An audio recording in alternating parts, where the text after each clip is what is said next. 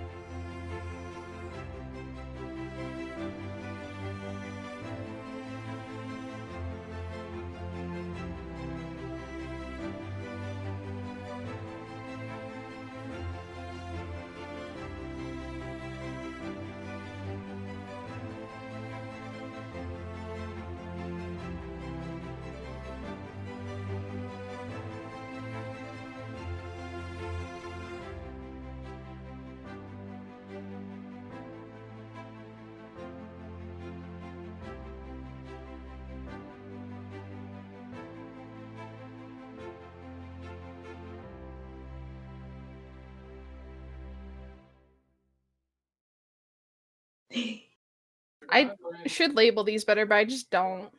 That's a mood. That's a mood. Okay. So last time we were here, we had you guys sort of deal with the aftermath of whatever it was that you guys saw, which resulted in groups breaking off and doing their own things. We had a couple scholars go to the library and find some interesting books. We had the boys go off to the training ground to have some guy talk. That's what I'm gonna call it. Sure, we'll call it that. As you guys were training on the fields. Just want to find love. Sorry. As well as you guys meeting the Baron and Baroness as they have come home from their tournament. In very short meeting due to Miss Chandra Ondu having one too many drinks on the way back. Which then resulted in a majority of you deciding to have a tiny hut party to catch each other up on what you saw and what Forrest was up to while he was gone. From my understanding, you guys did that out of session in a little group chat. And we ended the session with Maddie meeting with Charlotte on the training grounds late at night. So first thing I have for you guys is the new rankings that have been established. Oh shit, new rankings? With some... Oh! Okay. We have our second player to reach the top to get their own title. So Maddie, if there is a title that you would like to establish for yourself. Yeah, let me just put this in real quick. And for reference, Tasha, your token is back to the starting position, but it's technically a rank higher than everyone. And if you look closely at yours, I've added the Northern Lights to your portrait. Ooh. Ooh. Fancy. Yeah, just so it's kind of easier to tell if people have gone up one, but it's still, you sort of get reset to the scale, but you are still above. All right. Are you trying to think of a good title for Maddie? No, I actually do have one. I'm just trying to make sure I'm putting the proper grammar because grammar's not my strong suit, ironically enough. Aren't All you a right. teacher? Shh. Details. So his would be the humbled. The humbled. Aww. Okay. Mm-hmm. Okay. Before we fully jump into session, I do want to ask the players that had a tiny hut party, is there anything specific I should be made aware of? Mainly I ask because I understand that familiars and pets were present.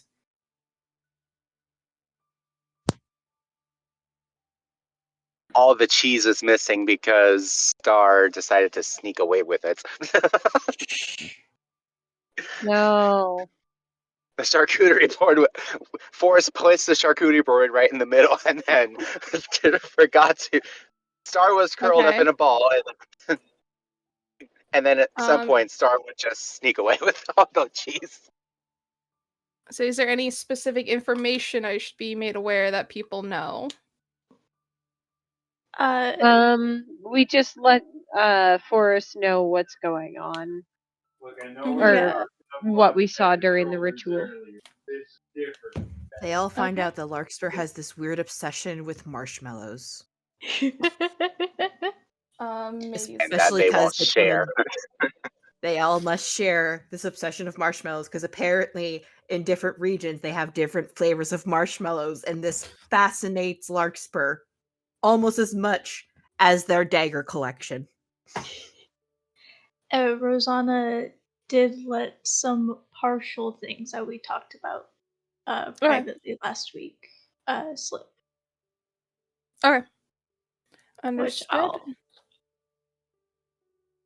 I'll DM you specifically what was said, just to Mm-hmm. Okay. yeah. Then with that, I think we'll pick up with the start of the duel between Charlotte and Maddie. Go, Maddie. If Alrighty. you would like to roll initiative with me Oh, okay. real fast. Sure. Bless you. Jesus.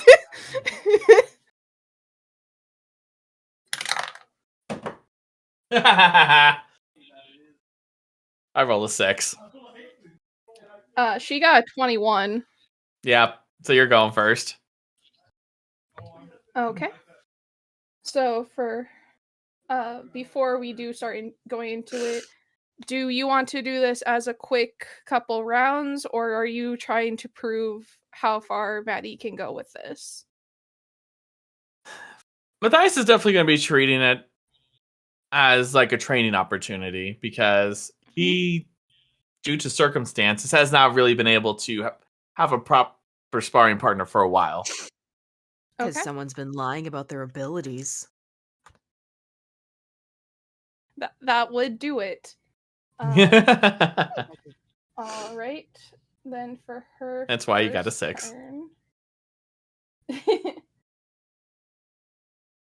so for her first turn, she looks like she is just waiting for you, but she does where this, I know where spells are.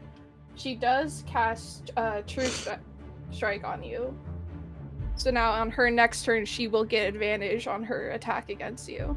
Okay. As she stands there holding her pose, but she like lifts up her other hand. The mimic yours is like, is this a new technique I don't know about? Why is your hand like that? He As would just goes look your at you. turn. Yeah. So go ahead and try to strike out. Mhm. And go ahead. I'm gonna use a different die for this one. See if that helps. So with the rapier, he is. So that's Okay. That is 21. It does hit.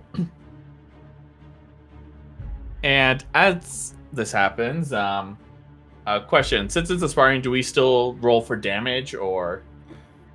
If it's like I said, if you're not trying to like see how far you can go, then you don't need to. If this is purely just kind of getting a basis, you can. I think it's more like, because the way I'm thinking with Matthias is that he isn't going like super soft, because one, he would find that to be disrespectful towards Charlotte, and two, it wouldn't really help him in the long run. So I guess you could say he is going out, but more in a controlled, composed manner. Okay. So that for this. Okay, so that's going to be 4 points of piercing. However, due to his subclass, he has dreadful strikes. So he's going to do additional D4 psychic damage. Okay. And that's an additional 4 points of psychic damage. Okay. So, as he strikes out, he would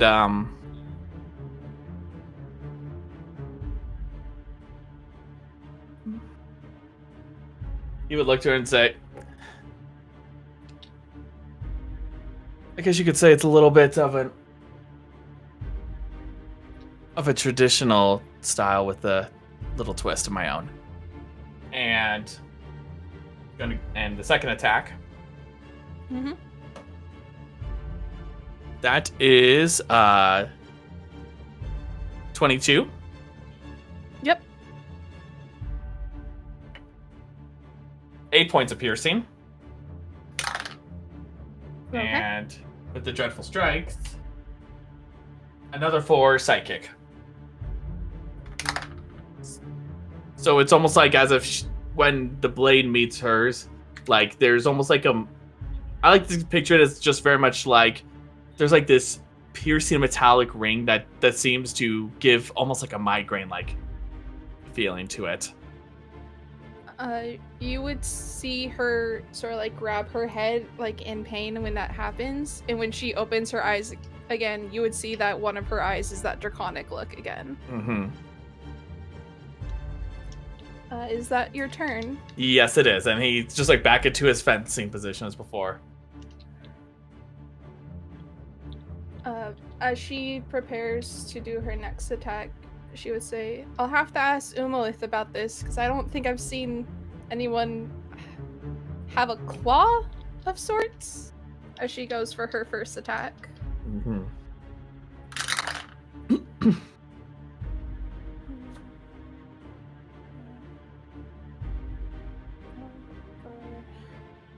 21 the hit. 21 will hit. So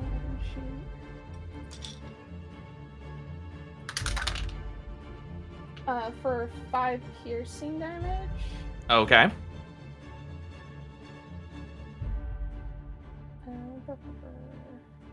As she goes to strike, she is aiming specifically for your feet. As she like kind of like just nicks one of your shoelaces essentially. Okay. Before jumping back. And she looks at you.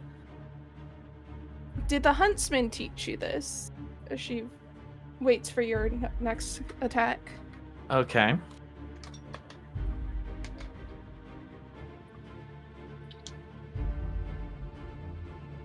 So, as she steps back and asks this, she would notice that he has already disappeared in a silvery mist as he casts with his bonus action, Misty Step. Okay. And he's going to appear behind her with that movement. And he would say, not quite. I had a bit of extracurricular lessons and will strike out once more.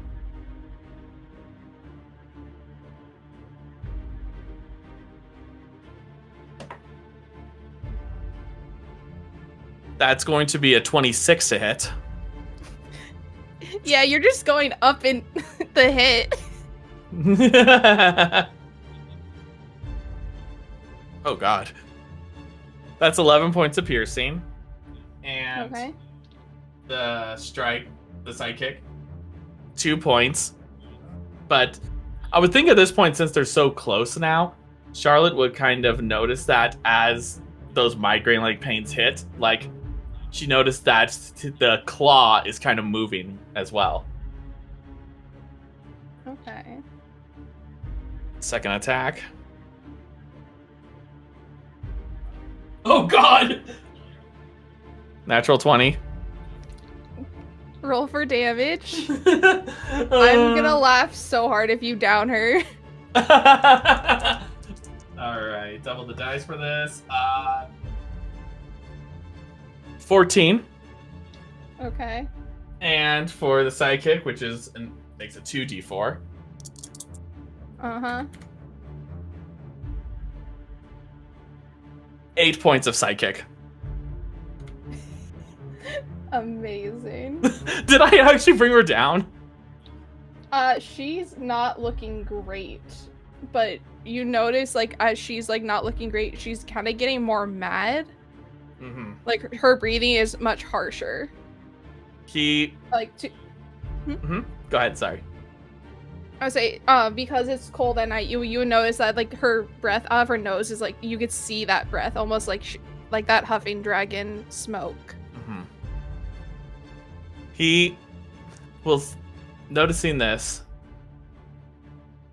He's still holding his defensive position, like his fencing stance, but he will pause and say, "Are you all right? Would you prefer if we pause?" Like there's genuine concern on his part.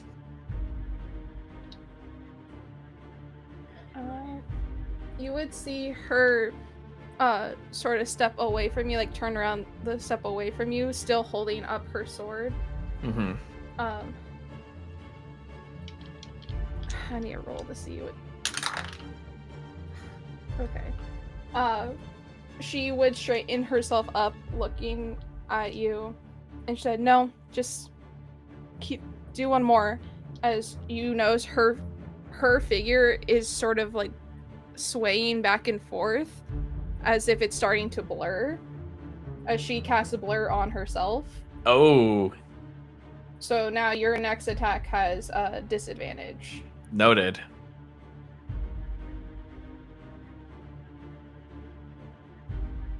Okay.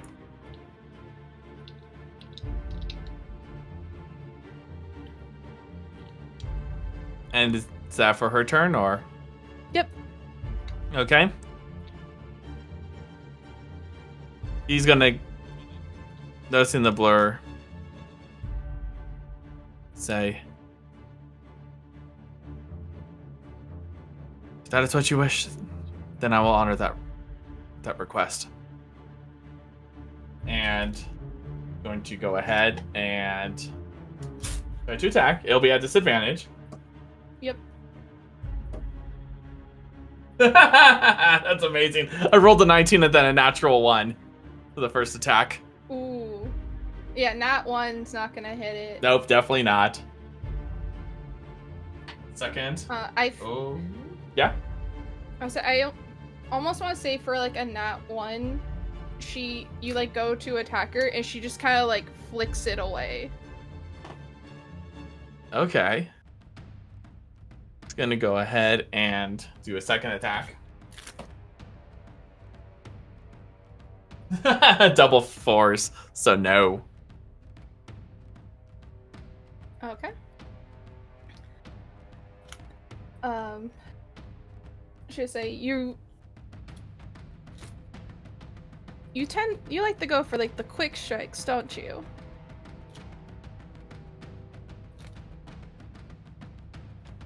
Yes, I certainly prefer to be a bit more precise. Just like as if I was doing archery. You do know this isn't archery, right? Well, considering the fact I'm not trying to smack you with my bow, I certainly hope this isn't archery. As she goes to Quiver go whack. as she goes to do another attack at you now Mm-hmm. with her rapier.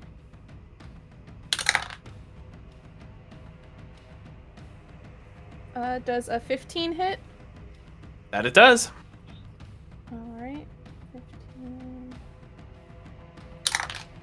As she does another 7 All right. piercing damage to you. Mm-hmm.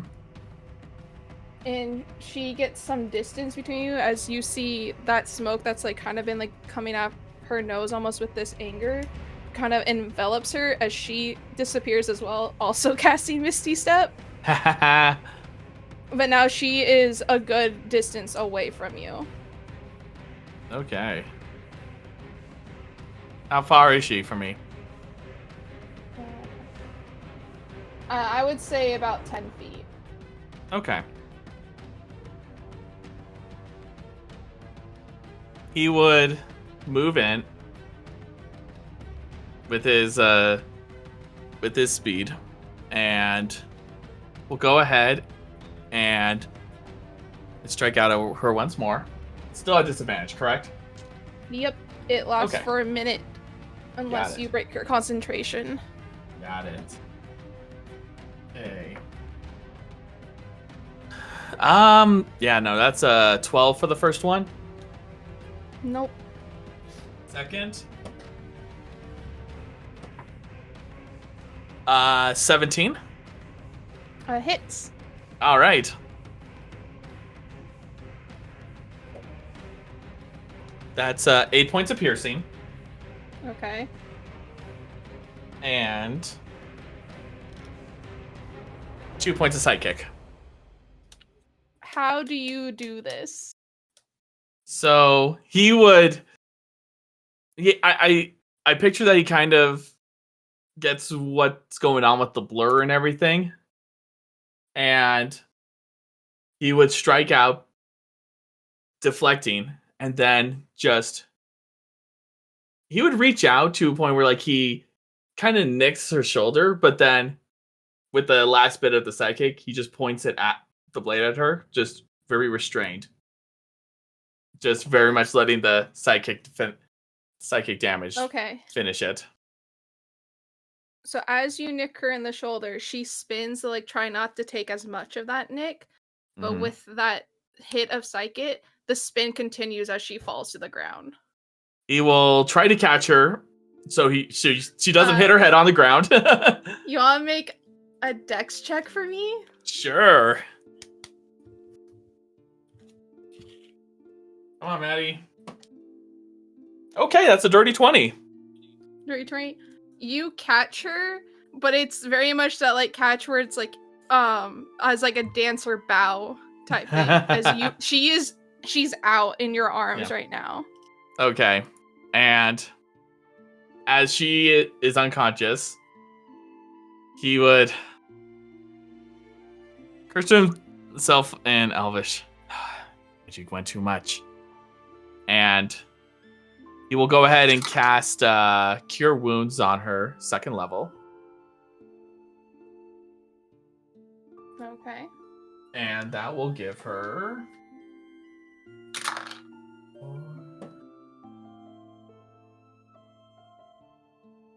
12, but it would heal her for 12 points. All right. She sort of like comes to from that, still in your arms, just like sort of just blinking, and you see that like draconic eye like flashing in and out as she's trying to catch her bearings. Apologies, I shouldn't have gone that rough.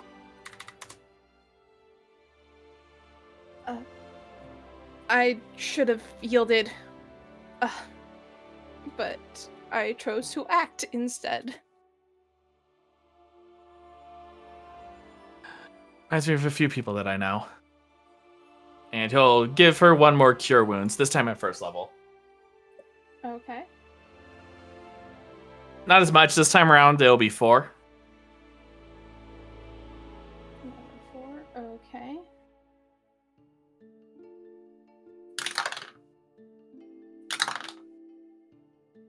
Okay. She is looking a lot better than she was. That's good.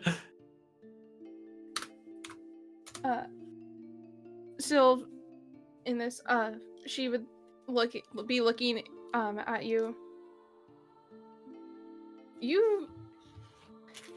I didn't expect you to be as good as this as you are. Or does this just mean I'm bad at this? No, if anything, probably showed to myself that I was inadequate in showing restraint. That seems to be a common trait among hunters, though. You have to be able to do what others can't.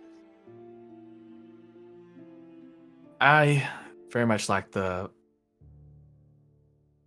elegance and the finesse as your style carries.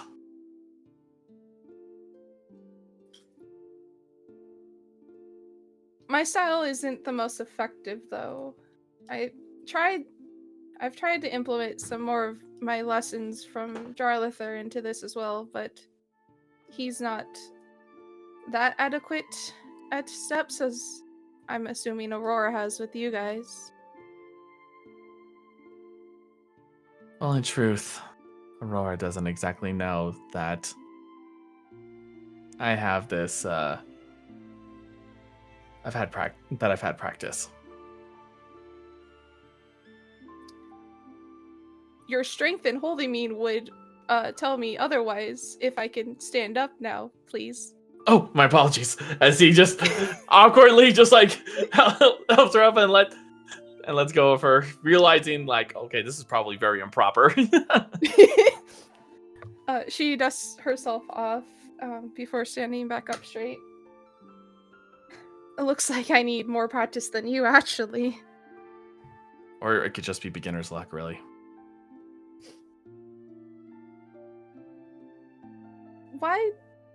Why are you trying the practice? If you don't mind me asking. There's a few reasons. One of which is after what happened with that spell, made me realize how helpless I was in trying to protect Her Majesty.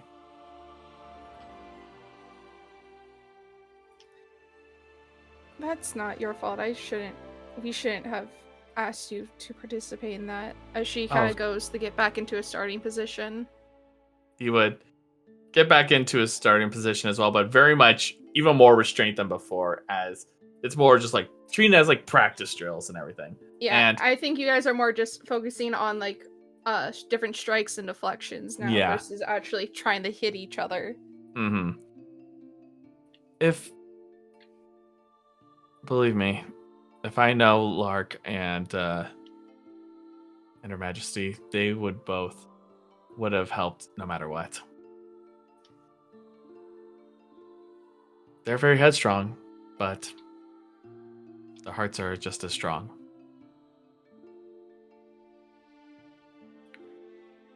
Where's your strength from?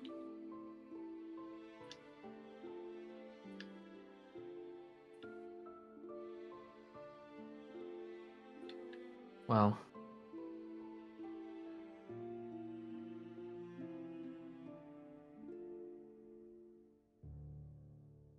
I guess you could say to survive. The desire to survive what life throws at me.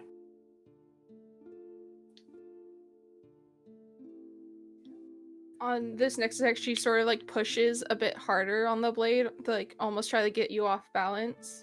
Mm-hmm. As she says, and what could be trying to be thrown at you? You work in the palace. Well, I may be human, but even I know the history of Azuria. And the conflicts in which that arose before Queen Ladizelle took her place upon the throne.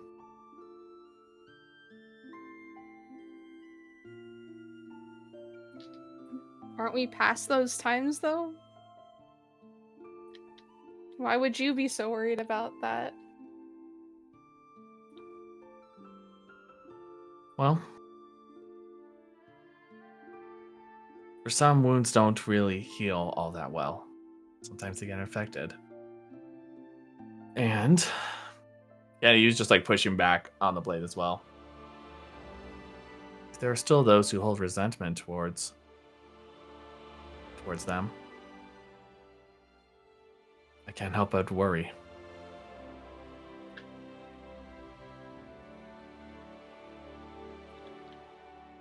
I have very little understanding of politics, and to be honest, I think that's one of my downfalls. And I think if I'm not more in touch with things that happen, not only would I be failing the people here on the tour,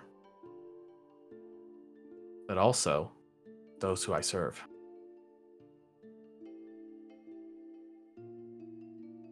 She pushes back, but like uses it sort of to push her a distance away before kind of like pushing, like swirling her rapier before putting out her side.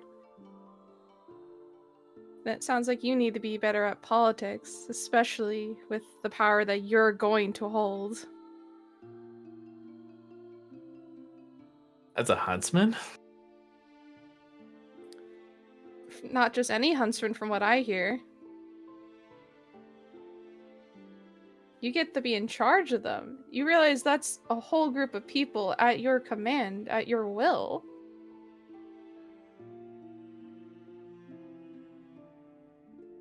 And that's the thing I fear the most.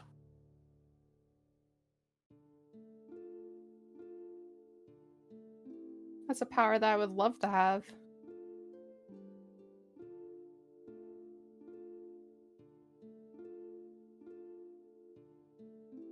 Well,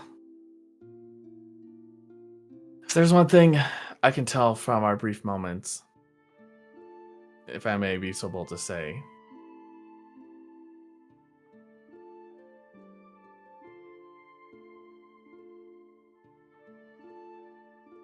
if your heart is in the right place, then I see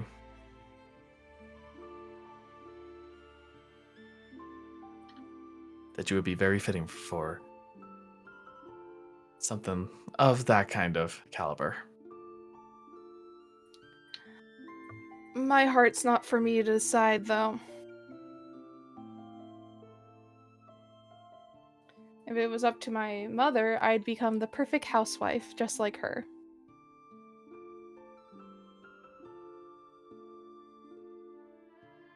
Judging from the sound of that, you're not exactly fond of that sort of life. She is looking down at her blade as she's sort of like just rubbing her thumb along the etchings on the handle. Do you know what our family's motto is?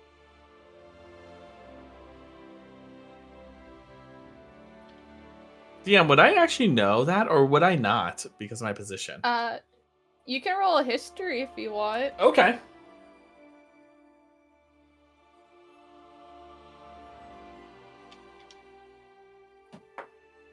Oh God. 23. I think you would have catched it written on the walls, or as or like on a statue as you were on your walks. Mm-hmm. But the Ondu's family motto is act or accept. Okay. Act or accept. Seen that decorated quite a bit. Precisely. Which means, at least from my parents' point of view, either you fight for it or you accept the circumstances. But in my case, I don't have the power to act on my wants. My mother's already been trying to pine me off to the best option for our family status. I know this may be a personal question, but what is it that you want?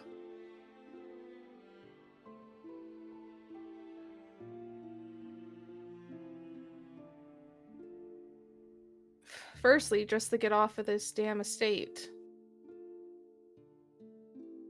But right now, my only option of doing that is once I find a new home to stay there as well.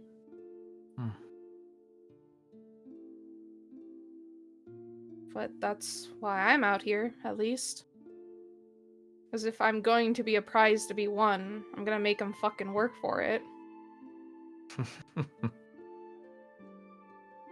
That does actually earn a smile from Maddie as he hears that.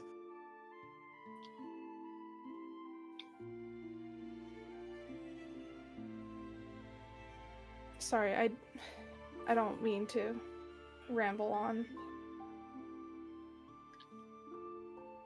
Don't apologize for that. I mean, I'm the one who asked.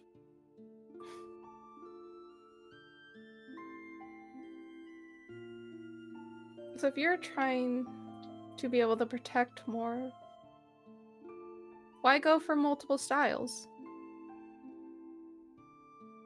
From what I've heard, you're amazing with a bow, so why pick up a blade?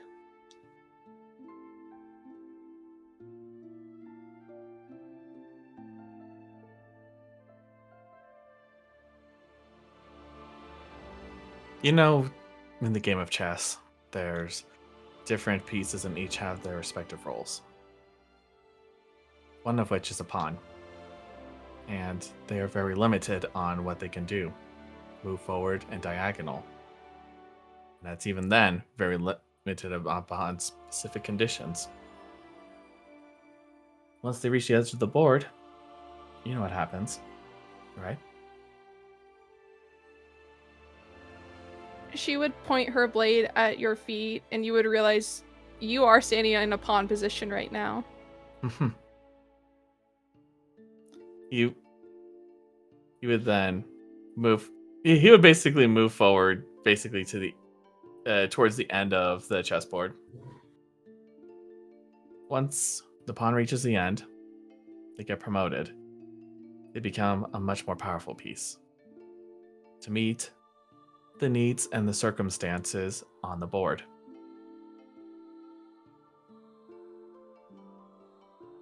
It's the same thing with what's going on now in Azuria.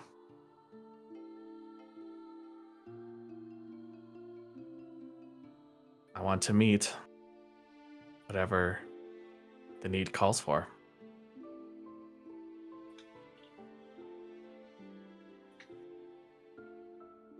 How noble of you.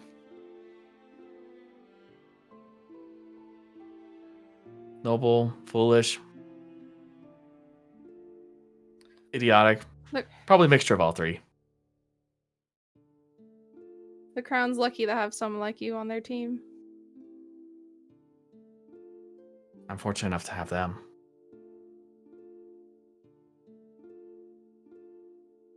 Do they know that you're training? Not at all.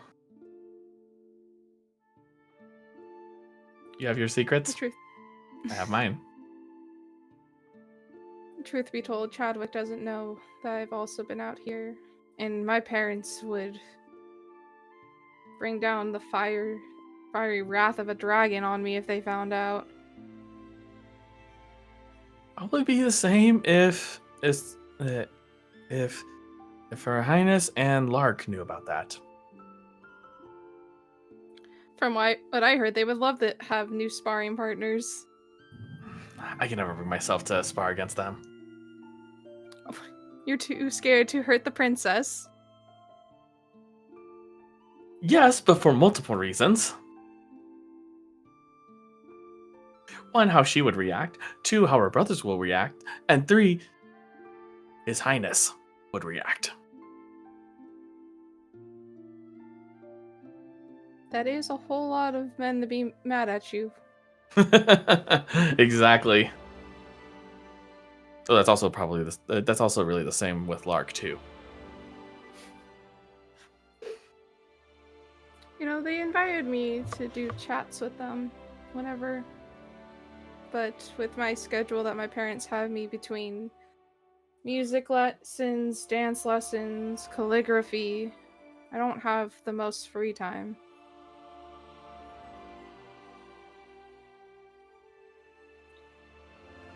Keep you occupied, huh? More tricks for me to put on display for a potential suitor. With all due respect, this is something I guess I just don't really understand myself, is why put up,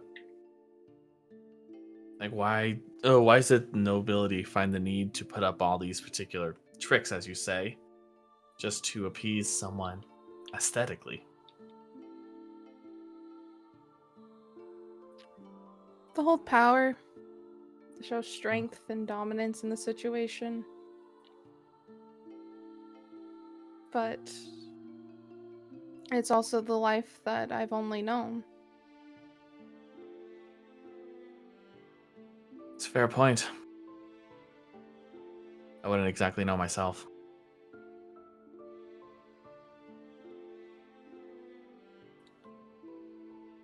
Well, if you'd like to continue these trainings, I do try to come out here every night, but, and she, like, kind of gestures to you. I know, as a human, you don't necessarily have the luxury of having free time at night. Oh, I assure you, I do have a bit of free time.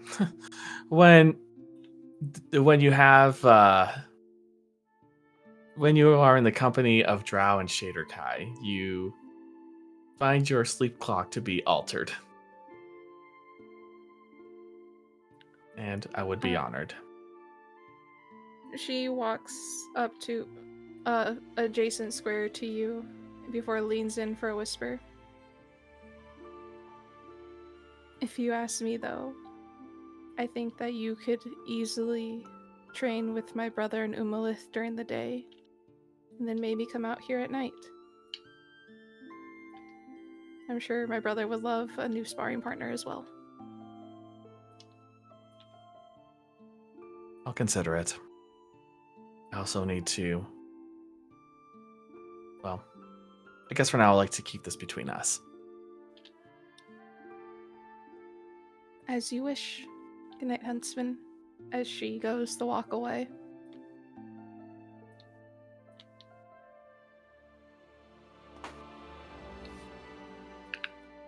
So is there anything you would like to do before the night ends, since you're awake? He's going to go ahead and prepare to head on back after a little bit. All the while muttering to himself, did I really just say all that? She's rolling a self-check to get back inside undetected. Whether or not you would like to do that as well. Yeah. I've usually passed without a trace, so. Okay. Another nat 20. You're gone. You don't exist anymore. This is the dice you gave me. I'll say this again. I do believe dice from Dice Goblins are usually better.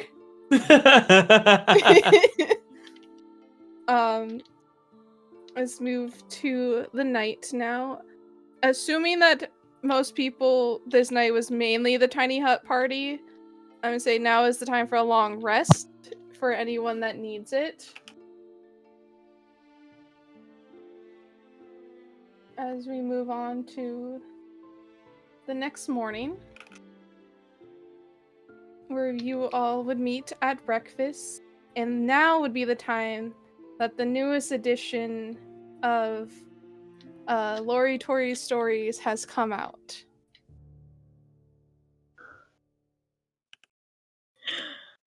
Oh no. Oh yeah, I need to read that. This would be the morning time as you guys are gathering for breakfast. You guys still have your own private area for breakfast away from the Ondus, as they do want to give you guys some privacy if you wish.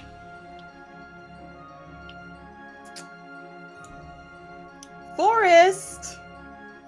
Forest, dear! Yes. Have you read Lori Tori this morning by chance?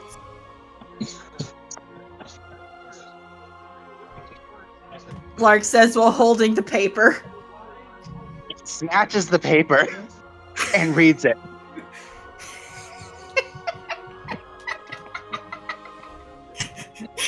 Maddie's just looking at it and he just says, what do they mean when they say, needed a release that could not be achieved? He blushes bright red like a tomato. Aurora is steaming, but she's saying nothing. She's got that, like, you know how in anime sometimes you see a chick, like, but there is, like, Smoke just coming out of Aurora's head. yeah. Maddie, I'll tell you when you're older. I'm already a quarter of my way through my life. Don't remind me! I meant that. It's just like, I meant that in a humorous manner. Don't start crying now. Do not cry over your breakfast, please. Don't tell me what to do! Do you still want to cuddle Phantom? Yes. Then stop crying. Wow, Maddie. Don't be rude to Lark. Thank you for We've been friends for years. I believe I earned that right. Besides, you have other matters to attend to, apparently. True. Whatever this means. I don't wish to know what it means. The bouncy bed game. I'm gonna do a wisdom check, see if Maddie gets it. I don't even think I need to make a wisdom check to know that Rosanna does not know what that means. First of all, this is a lot. He just says, pointing at the article. Inside check. Rosanna, remember that talk we had earlier about the certain type of books that I read? Yes. This is what Lori Tori is implying Forrest did.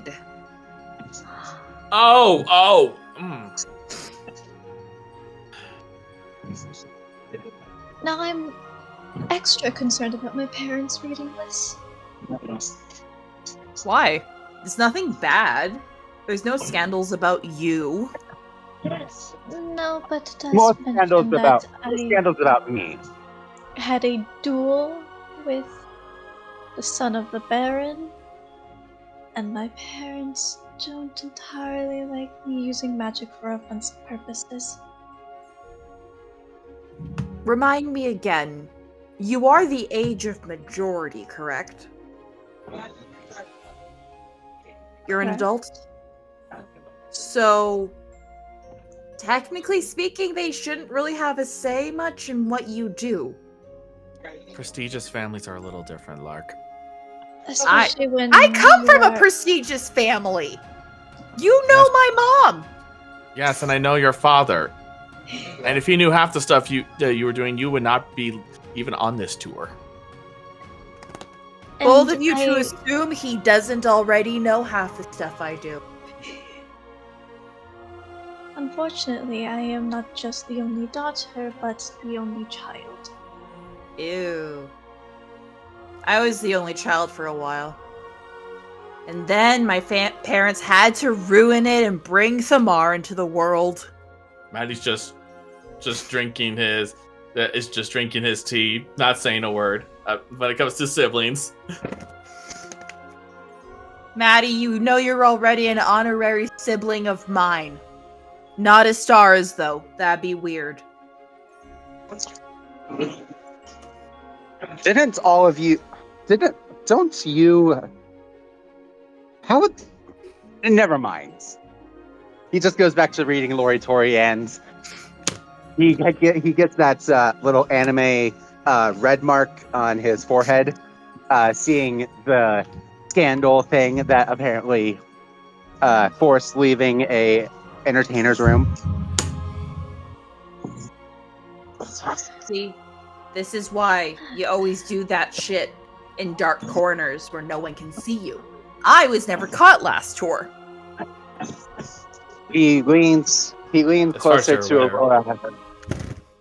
It was never written about. The Lord Tor does not have dark vision. Understood. Well, no one knows who Lori Tori is.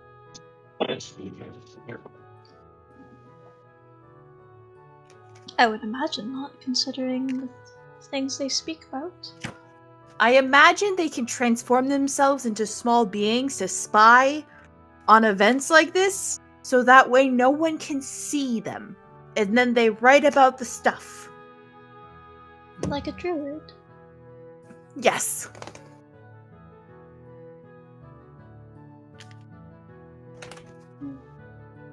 So, what is everyone's plans for today? I know the Ondus are here, and no doubt the twins have lessons and all that. I do want to see if I can talk to Charlotte sometime in the next day or two about the activities we did the other day.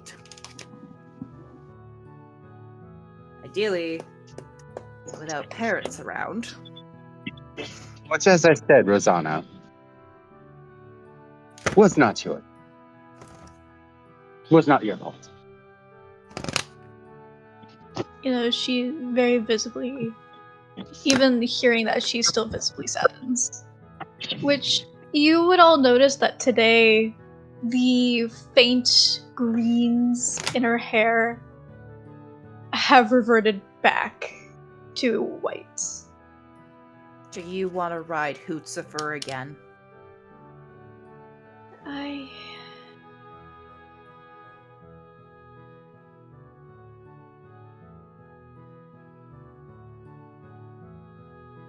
I simply believe that I need to be truthful with you all, however, I fear the truth.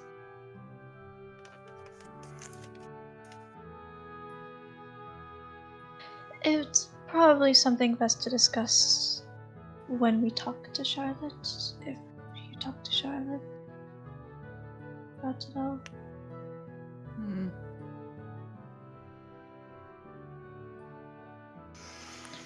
The hard part will be trying to find her thing. Well, not find her, but find a time to get her.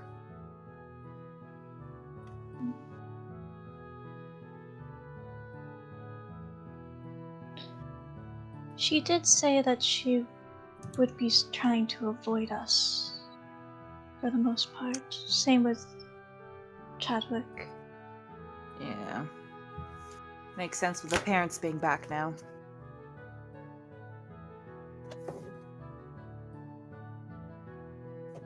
I So feel Star everything. Star can talk to them using her mind thingy. I'm guessing Star is suffering from a very bad sugar hangover, and that's why they're not here right now. I'll say at the mention of Astara, actually. At this time, you would see a maiden walk into the room. Blonde hair tied up into a braid in a bun. Green eyes, freckled face as she walks up to your table. Apologies on the short response. Her Majesty, the princess, is not feeling ill today, so she will be staying in her room and has wished to not be disturbed. Thank you for telling us. I hope she's okay. Maddie and Larkspur, you would recognize this as Adelaide, Princess Star's handmaiden. Adelaide, I love and respect you, but when I hear sentences like that, it makes me want to bug her more. Do you want to still sleep with Phantom? Yes, I am. I am threatening your panther privileges. Adelaide, I love and respect you very much, and I will listen to what you say. Thank you. Very good.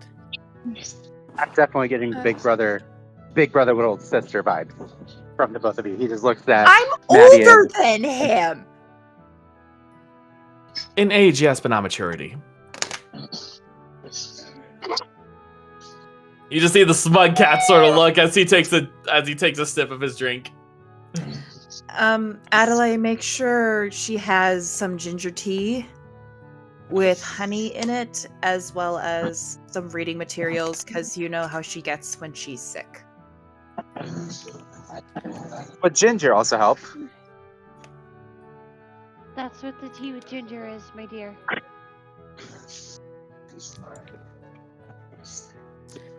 Very good. Now, if you will excuse me, I hope you enjoy your day today. As she turns to walk out, and you guys would hear a little bellboy running up as it stops in front of Adelaide and like kind of jingles before she picks it up and just tries to tuck it into her shirt real fast before walking out.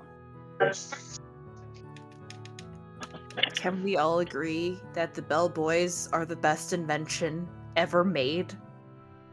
They were invented? I don't know. Are they alive? Has anyone thought they tested were. this? I thought they were alive. I mean, I see them all over the place. Would Rosanna know if they were alive? Are they Rosanna? Are or they just- alive? Arcade. If you want to know if they're alive, that would be an Arcana check. If you want to just know generally about them, that would be a history check. She wants to know, yeah, if they're like actual creatures or if they're like little, like arcane conjurations.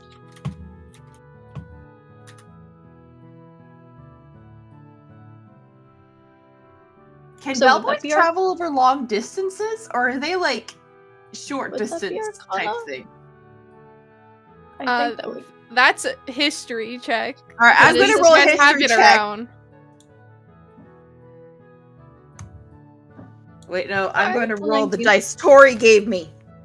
They're both the same.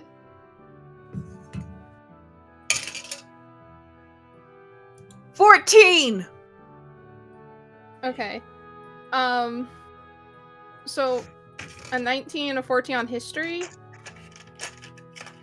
So Yeah. 14, you would know that they can travel great distances. There's a chance they don't make it though, because they are better for short distance. They got itty bitty legs. They're babies. As for the general history, they were implemented around the time that Queen Istara took back the throne. Oh, Queen Queen Lydia. 19 with Queen Lydia, sorry. There's the same player. Potato. You would know that these are creatures. They technically count as creatures, but they're not that beefy of little guys, and it became more standardized when basically society realized how easy it is for mail fraud. So with the bells, it's a little bit easier to get direct messages and make sure no one takes it. Because Amazing. everyone would hear the bells. Wait. Were the bells implemented by Lydia because of all the mail fraud the Dumb Luck Club did? That's amazing. That may or may not have been what we talked about. Amazing. Oh, I need to tell Decky this. Oh my gosh. It's also, at least in my understanding of the world now, messenger bags are equipped with a bell, so they can be just activated at any time when needed. Oh. So she would be relaying. You know what? That makes sense. I recall stories from anti-youth about how the party used to do mail fraud against her and how she was really pissed off about it a lot. So this makes sense.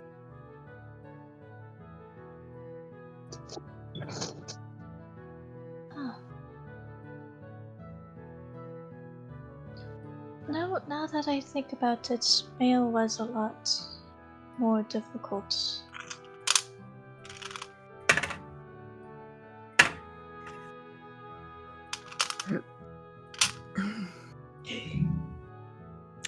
So, I did not check on Hootsufer at all yesterday. That's a first.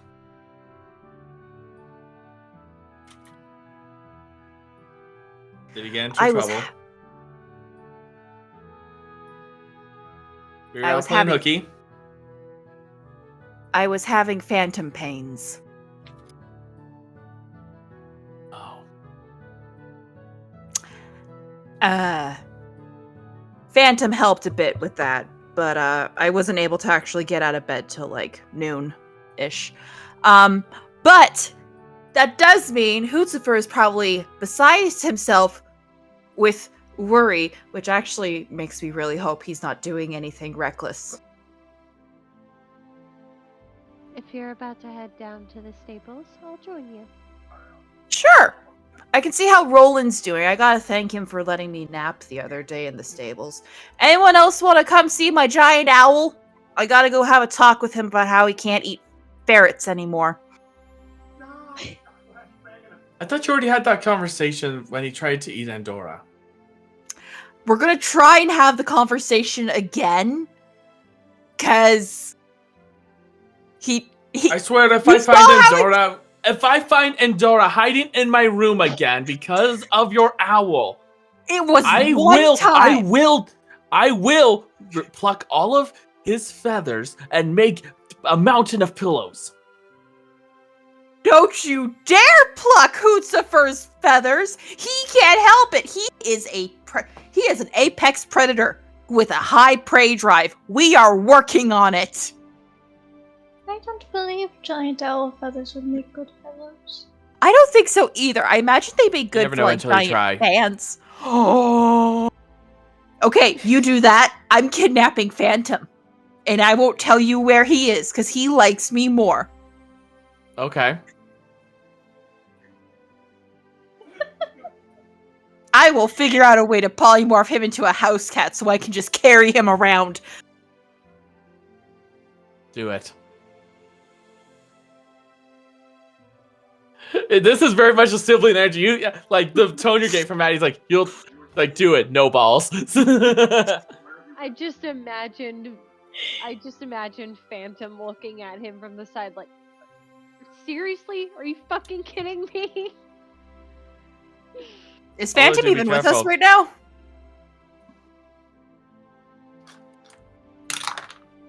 No, Big kitty. Big I Cat's would tell not Ba- here. Big Cat's not even here. Maybe he's hanging out with Hootsufer. Unlikely. Him and Hootsufer have an odd relationship. They're working on it. Really, I don't think either of them are working on it. In fairness, Hootsufer's a lone owl. Phantom has black cat energy. It's the whole thing. But yeah, anyone who wants to come to the stables with me can come. I gotta check on Hootsufer and make sure he's not trying to eat anything he's not supposed to. I'll go. Excellent. We got for sure 2 people going. Anyone else? Any takers? Any takers? Rosanna, you wanna come? You wanna come? I know you wanna come. I believe I might head back to the library. Fine. I will need catch to you look later. I will need to see if Endora is hiding in my room. Endora's not gonna be hiding in your room. Endora is gonna be with Istara because she's not feeling well. And you know Endora is as protective with Istara as Hootsufer is with me. You'd be surprised, Lark, how many times I found Endora in my room. Lark's gonna lean forward. Is that because Endora spies on you for Istara? What? Clearly he has no idea. You know, that would make sense. Well, Endora's a familiar, right? Right. I guess. We can see through our familiars. You can? Yeah, yes! They can! Insight check. Okay, He's not fine. an expert at magic. Okay, what? I'm rolling Oh, a no. persuasion, I guess? Persuasion or deception? Okay. The 23. Dirty 20. Lark has never been more straight with you. Considering this is Lark, the fact that anything is straight. I know. Look, it's like okay, so you know whenever when Istara goes like all like glazed eye look and she says she's like scouting with Endora?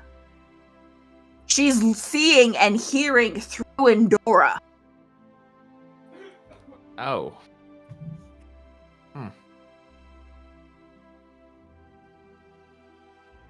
I always figured it was just some sort of telepathic communication. Nope, it's basically like if you put Istara's mind in Endora's head. Though we can Then let us also- hope we never put your mind into Hootsufer's. No, Hootsufer and I have a completely different relationship than that. Seems Besides, like you we- know I'm I've just saying, caused far too much chaos. That's the reason. Don't worry about it. Fine. Every- You go check and see if Endora is hiding in your room and maybe make sure that they're doing Istara's tea right. Maybe see if you can go deliver that tea to Istara. It's her personal handmaiden. I'm pretty confident that she has been well vetted. I'm not saying I don't trust her. I've known her for many years. I'm just saying maybe Istara would like to see her friend, but fine. Your Don't listen to Confederacy me. accent. Your Confederacy accent is slipping out again.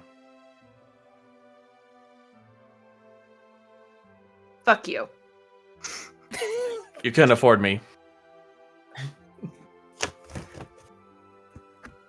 You're right. I'm broke right now, so Aurora's just looking back and forth between them, and then looking at Lark like, this "What the hell?" Lark's gonna lean forward. This is the things I've been dealing with. This is why But- the thing I told you about has been such a hard time. But yes, I will check on her, make sure that she's all right. Thank you. That's all I ask. By the way, we talked. Okay. We're good And- now? There was no stabbing involved? No. She knows about the thing? Oh. But she handled that well. She knows about the thing, and I told her the thing Like, a lot of the things that I probably shouldn't have told her. But yeah. So we're good now. I'm not completely good, but that's a me issue that I will deal with at a later date. Because that's not what I'm focusing on right now. But me and her are on even footing again. Well, that's good. Well, that's a relief. Yeah. But yeah, so the three of us, we're gonna go check on who Rosanna, if I don't see you before lunch, have fun reading. Maddie, have fun looking for Endora or whatever you're actually doing. At this time, you guys would hear an array of bellboys coming. As multiple kind of just trail, sort of like in a line, trail their way in. One goes to each of you. Larkspur, you actually get 2. Oh. And you would notice that the wax seal on it is of the Ondu's sort of like coat of arms, which was the dragon head breathing out the like tree that I mentioned a while back. I actually have a picture. I have a picture reference for you guys now. Picture. That I can post. There we go.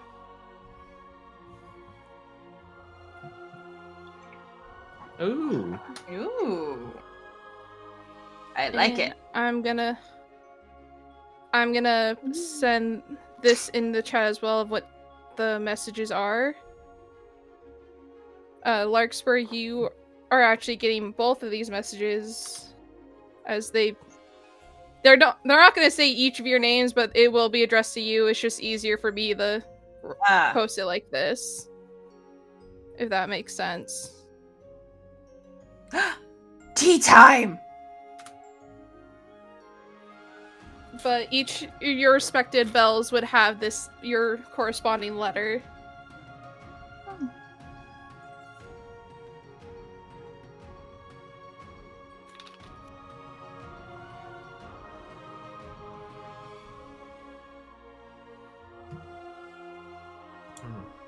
There is mentions of a hunt and tea.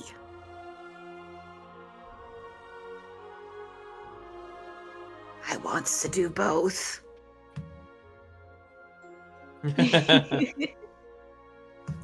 Lark is doing girl math to see if they can conceivably do both, because both sound like fun. So it's a she day for Lark? I haven't rolled for gender. One moment. Yes! It is a she-her day. You would just Both look. sound like fun. I want to hunt, because Hootzifer and I haven't gone on a hunt in a while, but also I want to do the tea. If I may, my dear, why not flip a coin? Also, didn't you say that you wanted to speak to Charlotte? I did say that. I want to consider that. Wait, what time is tea time? Royal Wrangler, what time is tea time usually? Traditionally, it's between 3:30 and 5 p.m. Oh, wow. I always thought it was earlier in the day. Okay, tea no. time's like an afternoon thing. Then I think Lark could conceivably do both, since you just have to ride Hootzifer back then, correct? Mm-hmm. Sweet. All right, I can do both. I can definitely do both. I'm just gonna have to make sure I get changed on Hootzifer on the way back.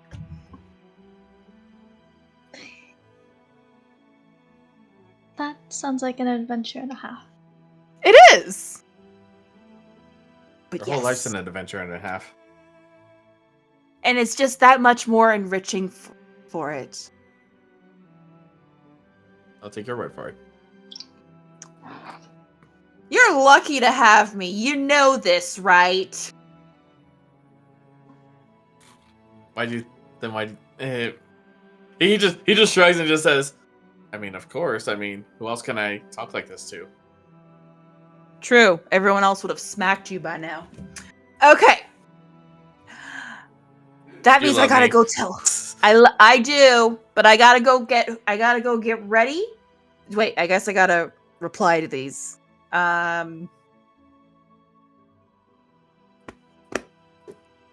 She's gonna bring out a pen and parchment and basically reply that she will gladly join them for both of these things. Before going to quickly go get changed. And then also going to go get Hootsufer, because Hootsufer's going hunting! Okay. So I like when you say Matthias Lucifer is hunting and then you hold up Nacho. So he's going to Manny will respond back saying he will accept, but he will also add on what we plan on hunting. So then he will send that out. Rosanna would also write out that she would accept the invitation, and that she hopes that there isn't minds of a pseudo-dragon along with her. Oh, true. I guess Lark should have mentioned the giant owl. Nah, it's fine. I'll be fine. Phantom will be going hunting. Yay.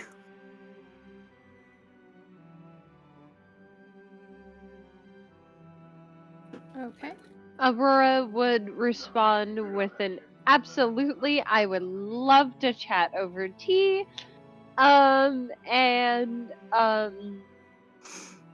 sends regard until then. Okay.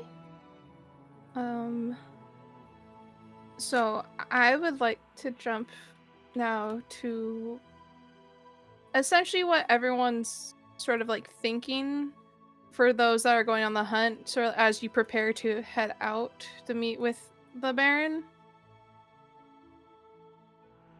Wait, is this the actual Baron or is this like Chad?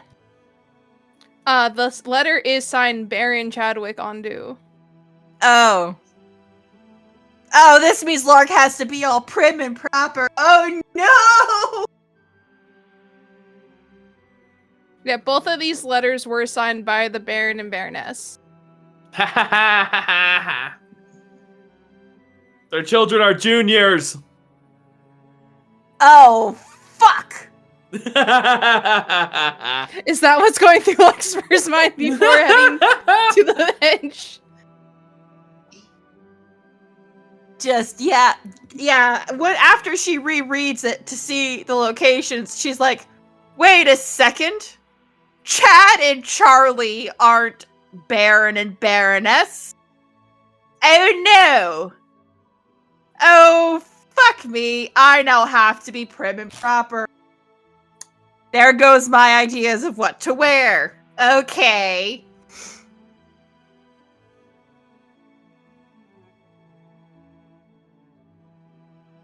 Forrest, So just what's like- going through your mind as you prepare for the hunt? He hopes he doesn't fuck up. Okay. He hopes he doesn't fuck up and accidentally get hurt before the festivities begin. That's what's going through his mind.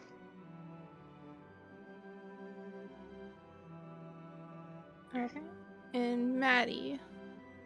Maddie, he is very much taking on like basically what he is used to doing in hunting as like the huntsman, just putting on the garb, getting his stash of things that he would use in case, depending on what type of hunt it is.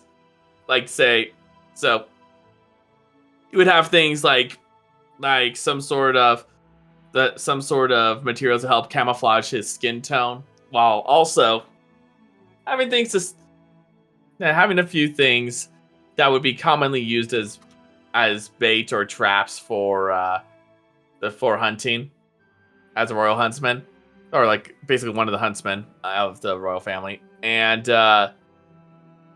he would also he would include a particular strange liquid that's in a tightly corked glass jar, a rather thick jar.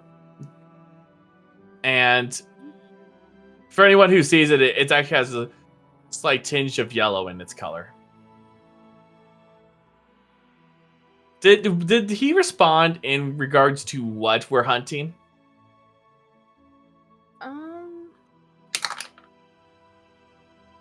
You would have gotten a short response back with just it would have just say rabbits and boars. Perfect. So with that, he's definitely, I think he definitely would have been more for on the boar hunting side, side of preparation. So still having that thing of liquid as well. He would gather his things, and with Phantom in tow, would go to meet the Baron. Okay.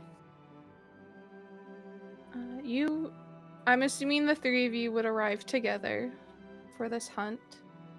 As you notice that the Baron has his back turned to you as he is looking towards the forest, as he's also accompanied by his son Chadwick. Roland is also there, as well as a new face that you have not seen yet. There is a human man also standing there, looking a little tired compared to the rest of them. He has short brown hair, kind of a furrowed brow, and multiple wraps around his hands as he stands at attention with Roland. Is he hot? I could post a picture of it, and you guys could tell me if you think he's hot or not. That's basically me when I just post images. Yes. Because all your NPCs have been hot. It's really, yes. You guys just have That's just what every D&D player says.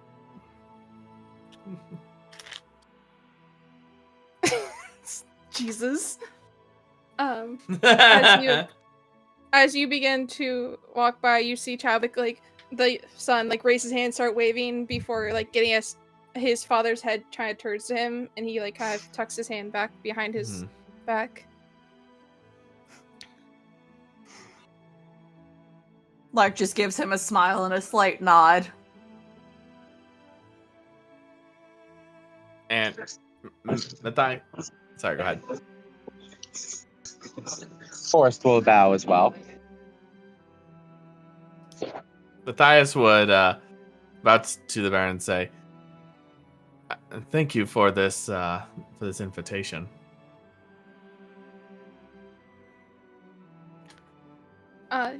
Still looking out towards the forest. It's my honor. The more people we have on this, the better chances we have of getting a good meal for the tournament. Oh, we most certainly will. I was quite excited when you mentioned that we were going to be hunting boar. I have a few things that helped me in tracking them and hunting.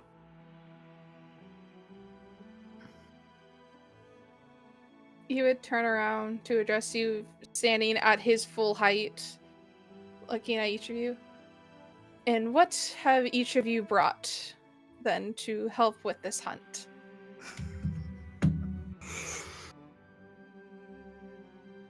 So, Matthias would step forward as he holds up this jar, and I think Lark would know what this is, which you would probably be a little mortified, but he would say, "Oh, as you know that when particular animals are in heat, that they leave behind a particular scent, showing that they are ready to mate. Needless to say, this will certainly help us in attracting more targets. Basically, it's urine." Gross.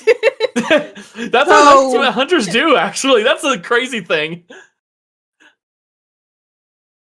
I live in Nevada. What do you expect? That's fair.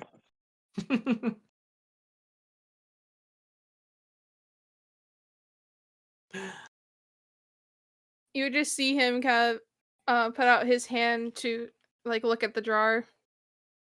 He would hand it to the Baron. Takes it, looks it up over and back before handing it back to you. An adequate addition. And as for you two? Forrest holds out a bag of holding. For when we collect our supplies, we could just put them in here.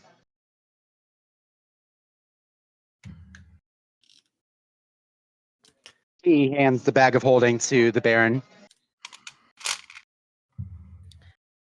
He takes it, inspects it, before kind of like just picking at one of the threads before flicking off whatever it was.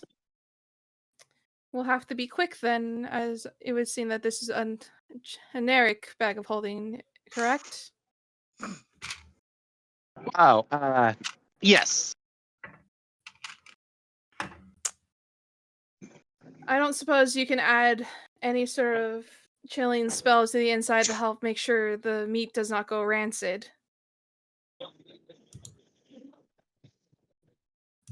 You most certainly could. Sorry, go No, ahead, you go ahead, Forrest. Daddy. No, go You ahead, go Forrest. No, you go. Oh. You were talking. Just Oh, go. It's your bag. Your bag. I suppose I could try something to make sure the meat doesn't go bad. He would hand it back, the bag back to you. Very good. As for you, my dear. Lark holds up their crossbow, shows their rope dart. I also have my hunting companion who could bring back the larger game back to the manor in a quick fashion to make sure it doesn't go rancid. And she just brings her hands up and lets out not the urgent whistle, because they don't need a crash landing, but just the hey, can you come here now, please? Whistle. Every time I hear Hootsufer, all I think of is like it's like an owl-sized version of Clifford the Big Red Dog. Oh God. That's all I could imagine. Oh, I God, that would be giant. You're if not- that was the case. He's not quite that big, but she does call for Hoots to basically come flying over. You would see him flying from around the stable area, getting close before just sort of staying in the air above the tree line from where you guys are as he looks up to the owl. So it's your owl that's been, what I've been told, circling the estate. Yep, that's Hootsifer. That's my baby. He's a Remind me- majestic familiar. That is. Still growing, too. Well, if everyone is ready to go, I would advise possibly Matty, would you like to take points since you seem to be a bit of a tracker? Larkspur, if you would like to accompany my son here, he also is equipped with a longbow. As you guys could possibly pick off anything that we might see. And Forrest, if you would like to join them or me in the back as we continue forward. Quick addendum. I don't have a crossbow. That was a crowbar. But I do have a short bow. Dyslexia go burr. Just show Dyslexia up go with a crowbar. brrr. I'm here to whack them. All right. So yeah, she has a once, short bow though that she can use. Okay. My lord, once we get to an adequate spot in the hunting grounds, I could cast a spell that we will be even more quiet than normal. That works for me. Shall Oh. we begin? One Yes. small thing. So Larkspur is actually ranger, and beasts are her favorite enemy. So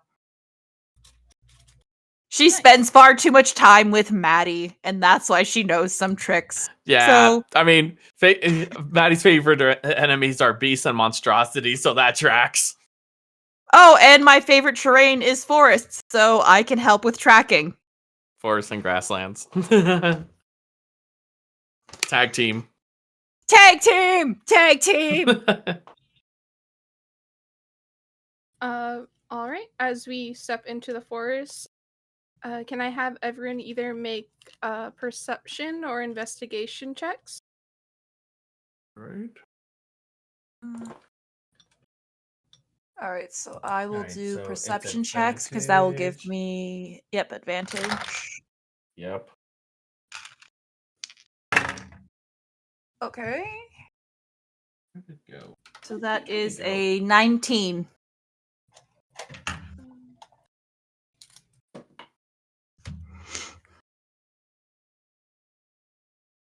$21.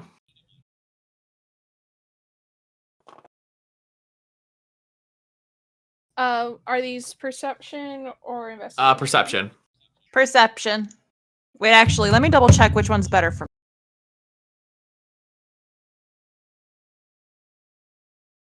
Yep, it's perception.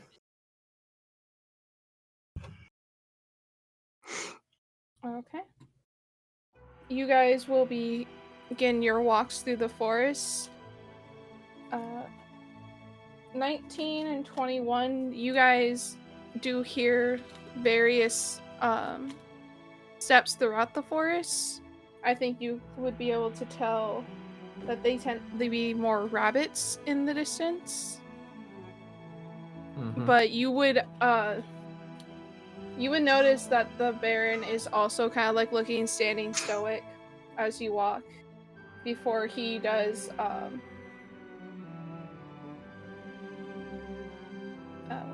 what's the spell that he was gonna do? You would see he would raise his, I think I said left arm, his like more draconic arm as he traces a sigil in the air before pushing it forward, and he just does a call out rabbit as you would see a magic missile just shoot out as he just continues to walk.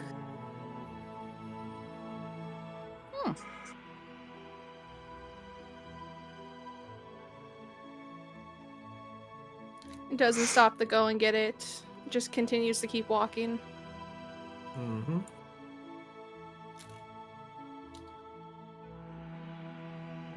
Maddie, is it? Or do you prefer to go by Matthias? I go by Matthias. Maddie is more of on a personal basis. That would explain why Hagmar refers to you as that in his letters. You know? Do you know the Master Huntsman? We're good friends, of course. Oh, But I remember him ever talking about him. You can make a history check. History! Nope. That's not what it was. History. That's not what it was. History! It deceived me for a second. I thought it was a nat 20, but no, it's a 2. So that's gonna be 7. I don't think you've necessarily heard it from Hagmar. You might have heard like other huntsmen whispering about it, but you wouldn't really know to the extent. Okay. Well, that certainly explains some of the rumors from the other huntsmen. Yes, he's an old friend of mine, but he hasn't showed up to any of our tournaments as of late. Maybe with you being here, he will, though. Did he used to partake in these particular tournaments? Just our tournament of strength. It's sort of a helpful way to boost the huntsman, as he points in another direction and casts magic missile again and says rabbit, and this time you would see the other servant follow it. If I may inquire, I've never exactly heard from other huntsmen about taking part in this tournament. Is this something that died off, or is it just something that I've just been ignorant of? Not just anyone gets to participate in our tournament, as it does seem to be more of a elite, what's the word I'm thinking of? Damn, can't remember the word. Prestigious? I guess prestigious clientele. Yeah. I was going to go bougie. Hagmar would come a lot and use this as a time to potentially recruit new members for the Huntsman. We like to present the best that we can, and it's an honor to provide anyone for the crown. I see. Must have been kept quite under wraps.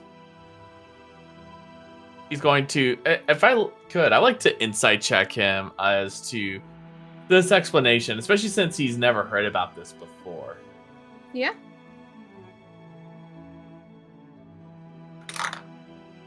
$16.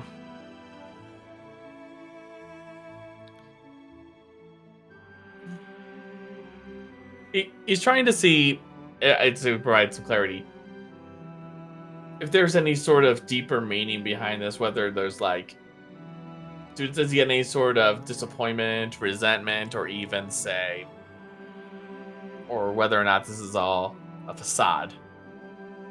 He's confident in himself, is what you can tell, as there is sort of this hint of sadness that like Hagmar hasn't come by in a while. Okay.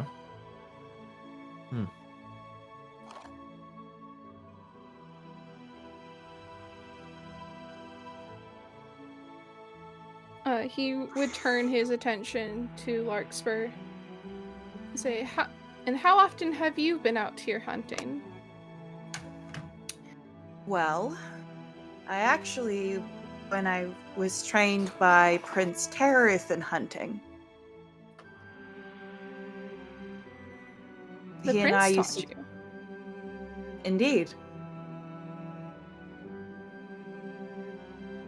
When Prince Dearest often used to look after me as a child, and, well, one of his favorite activities was riding his giant bat knight and hunting.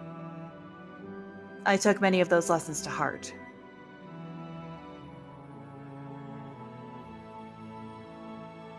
Not to skill that everyone is granted the opportunity to take, but it's good to know that the prince has taken an interest. He always has, even before he was a prince. Maddie, and when he didn't have time to take me hunting with Matthias here.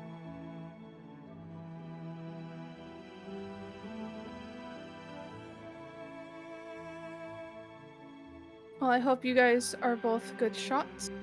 As he actually raises his hand again, and this time the magic missile like goes above your head, Larkspur. As Larkspur does not calls flinch. out again. Yeah, he calls out again, rabbit. And this time you would see Roland go off after it. I'm a fairly decent. I've been told that I have a pretty killer shot, so.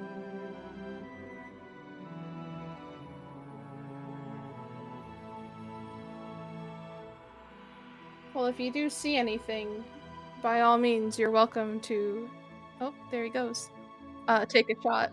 I'm going to do an investigation to see if I can see a boar or a rabbit or anything.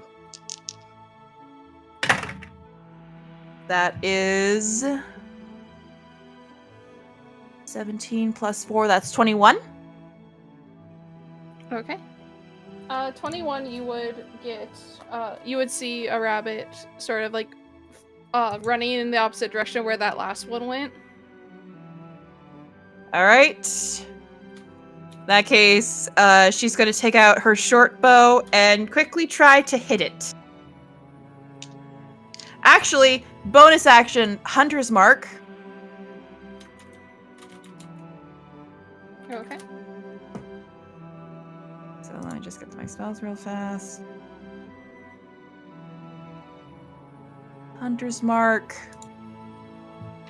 So a red crown appears around... No, not a red crown. A red symbol appears on the rabbit's forehead as she goes to try to hit it. Does a 16 hit. It's a rabbit. Yeah, man. Well, I don't know. Maybe this is a magical rabbit. Okay, so... It's Blondie's backup a character. It's Blondie's The hair- backup character. It's the hair again. Okay, so... Blondie had a Harrington? She did at one point. Mark damage. And the damage from the bow.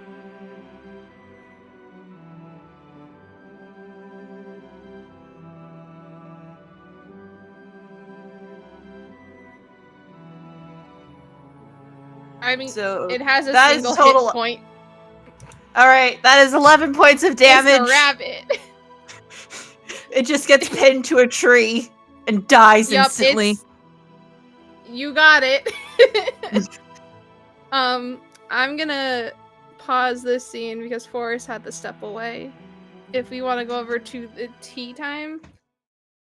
Yes. Larkspur, can I quickly get let's do a straight dex check to see if you were there at the beginning of tea Okay. time. Dex check. So that would be +4. 16. Okay. I'll keep that in mind and I'll let you know when you are there. At tea time, again, I want to propose to Rosanna and Aurora, what's sort of going through your minds as you are getting ready for this?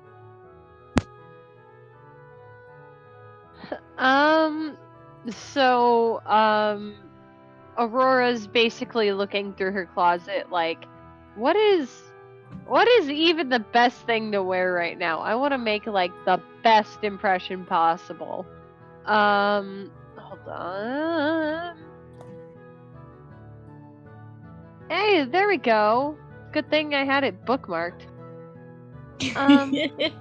Gotta bring out the travel closet. Hell yeah, dude!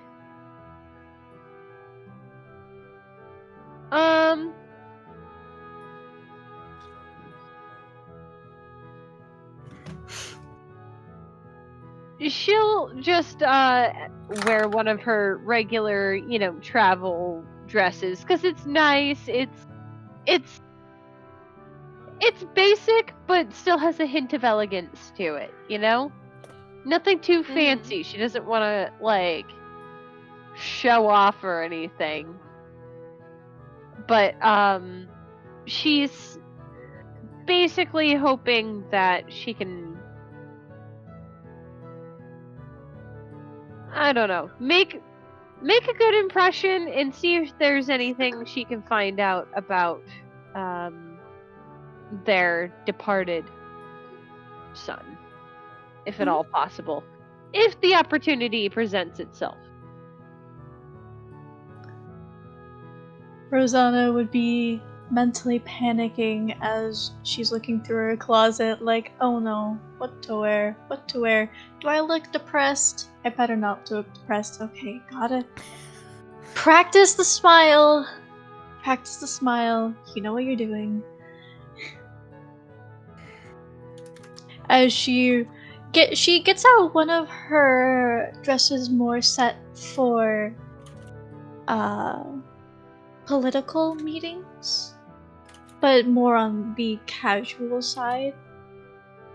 as she wants to make a good impression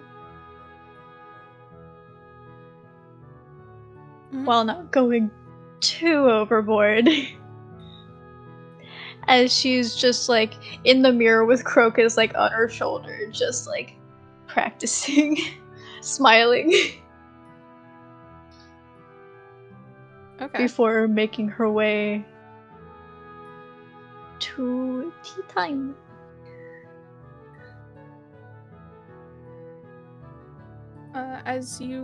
Assuming you are walking together to tea time, as you approach, you would see Chandra sitting at it sort of looks like one of those like lounging couches that are set up on the patio. She's laying across it, sipping tea, and Charlotte's sitting at the table, just stirring her cup as you approach.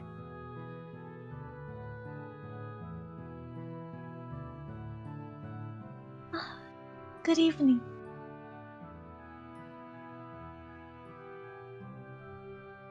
Aurora would bow. Thank you very much for the invitation.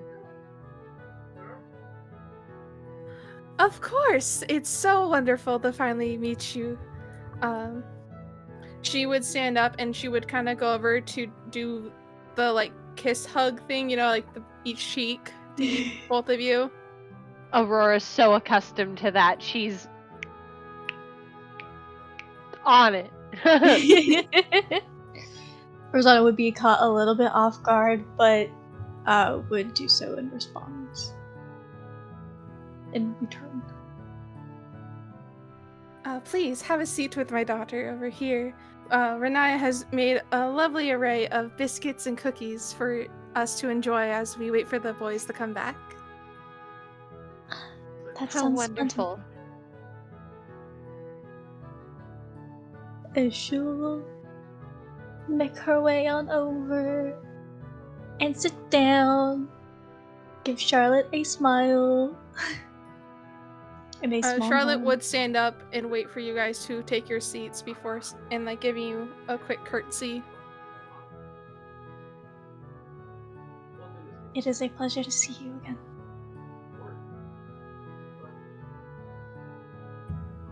It's nice. Thank you guys for joining us. I'll never say no to tea. You would see Chandra like go over and take a seat across from you, Aurora, and she kind of looks around the table. Charlotte, dear, can you please pour some tea for our guests? And Charlotte kind of almost robotically gets up and starts pouring tea for each of you as she sits there looking at you both. Is Larkspur and the princess not joining us today? Unfortunately, Her Royal Majesty isn't feeling very well at the moment. I believe Larkspur is on a hunt with the boys. However, she did say that she would attempt to make it as well. A talented young woman. Love to see it. Indeed she is.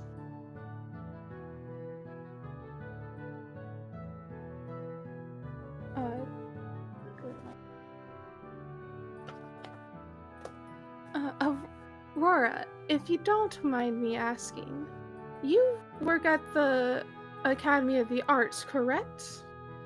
Yes, ma'am. That is correct. Then you might know Drylather. Does that name sound familiar? You can make a history check for me. Oh my god, let's hope this actually goes, otherwise she's gonna look like a total buffoon. Ah, thank god she's got a plus 12 in history. Alright, that is 17. 17. The name does sound familiar to you. He used to be a strings instrument instructor at the school until within like the last 2 years he left due to a disagreement among staff. Did it have anything to do with her mother?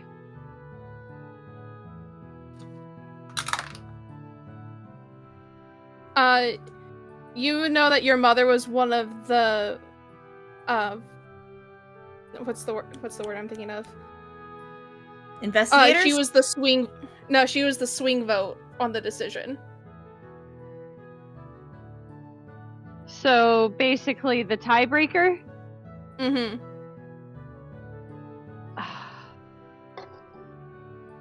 Aurora does look down. He was a friend of mine. Unfortunately, some disagreements between him and other board members at the school caused him to leave. Broke my heart a bit. Quite a talented man. Indeed, he's been teaching Charlotte a great deal of instruments to play. Perhaps I'll have a meeting of a little reunion for you two later on. I would love that. Thank you. Of course. Hopefully he's not upset about my mother's tiebreaker vote. To be honest, I was quite upset with her for a while. But hopefully... you hear a snicker from Charlotte.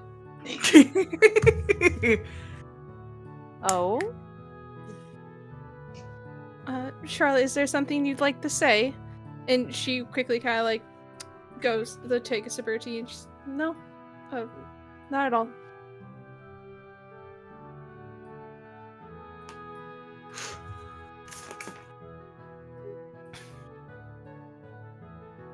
Rosanna kind of like glances over to Charlotte with like a small hint of a smirk.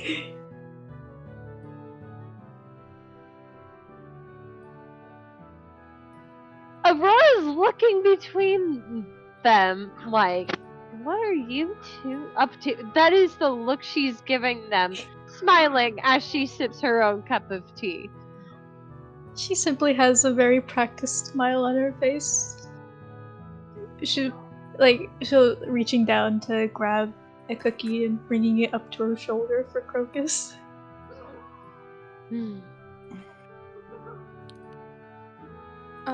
I think that would catch Chandra's eye as she kind of points to Crocus.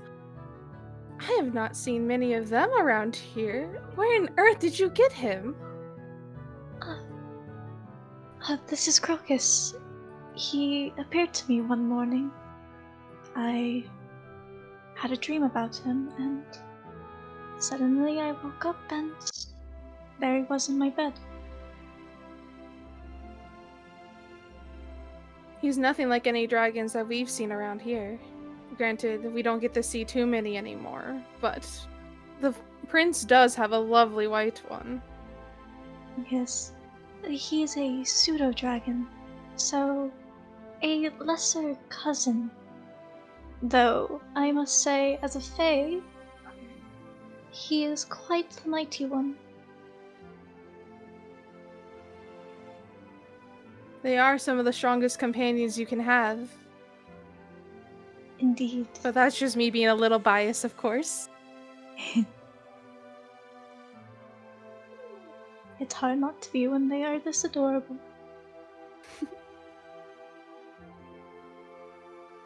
Rosanna, please, if you could, send my regards to your mother and father. It's been a while since I've talked to them. Oh, of course. I've been meaning to write more letters to them to let them know of my journey. I'll be sure to send your regards.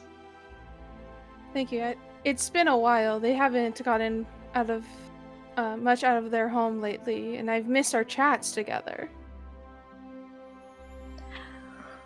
Hearing this, would Rosanna know about them being friends with the Ondus?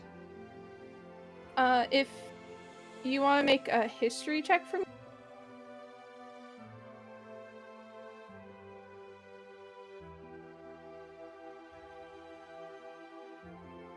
$25. You remember seeing your mother and the Baroness talking at parties together. Oh. Ah, yes. It has been quite some time. You've just jogged my memory. Apologies, usually at parties I tend to keep to myself. I didn't even realize you were there. I would have made my presence known to you if I would have known. Oh, it's only. Don't worry. Usually I run off to go find the library. Though, if my mother heard that, she'd probably take me to more parties under her watch. Nothing wrong with sharpening the mind, though. Why, Charlotte here is also a scholar. She's gone advanced in her own studies. Thanks to Jarlather's help, of course. Yes, I must say, Charlotte, your playing is wonderful. I've heard you through the library.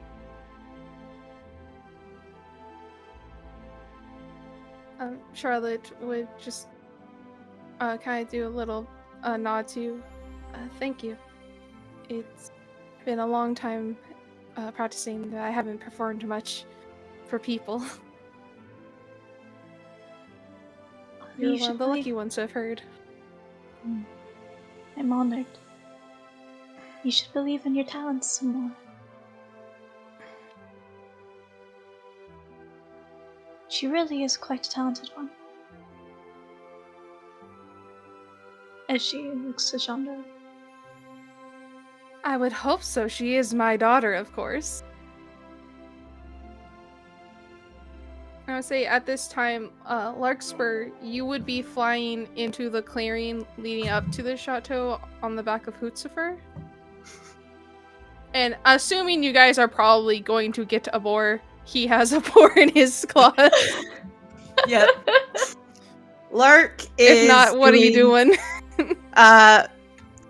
Larkspur is currently on Hootsufer's back. This isn't the first time she's done this, but basically, she's making herself look as presentable as possible, and basically pulling on a dress, a very lovely, soft blue overdress with a white short-sleeved underdress that's underneath that goes to her ankles, and has put her hair down into a low bun to hide her undercut.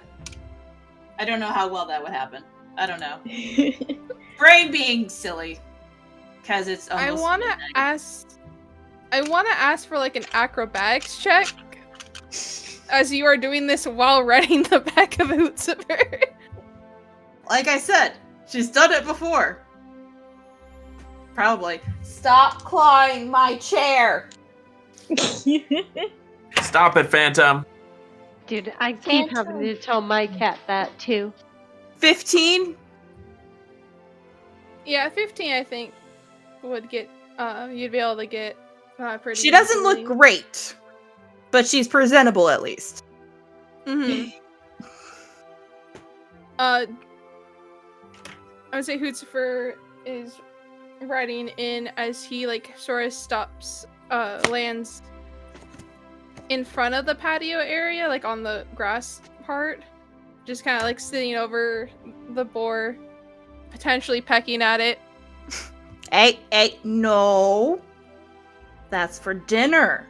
You can get your own later, mister. He's just he's like, his eyes are going back and forth between you and the boar, because you said dinner, and he's like, so I can have this now? No, this is people dinner, baby. People dinner. We'll go hunting for a boar later, okay? Maybe we'll find a bear. You like bear. He just kind of waddles around the boar.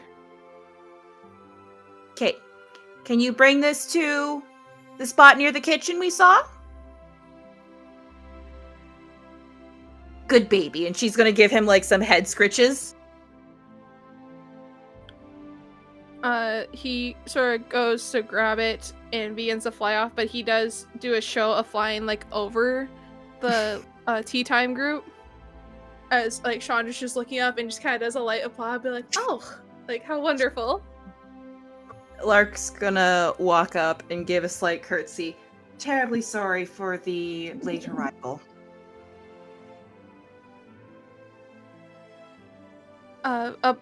No apologies needed. It looks like you were very successful with the boys. Yes, a boar and a few rabbit. And I will enjoy a variety to prepare for the tournament. Please come join us. Thank you. I haven't had a proper tea time in a while, so appreciate the invitation. I say Rosanna was Lark's just gonna telling me about her studies. Oh, Yes, I have heard bits and pieces about it during our... Quite fascinating, isn't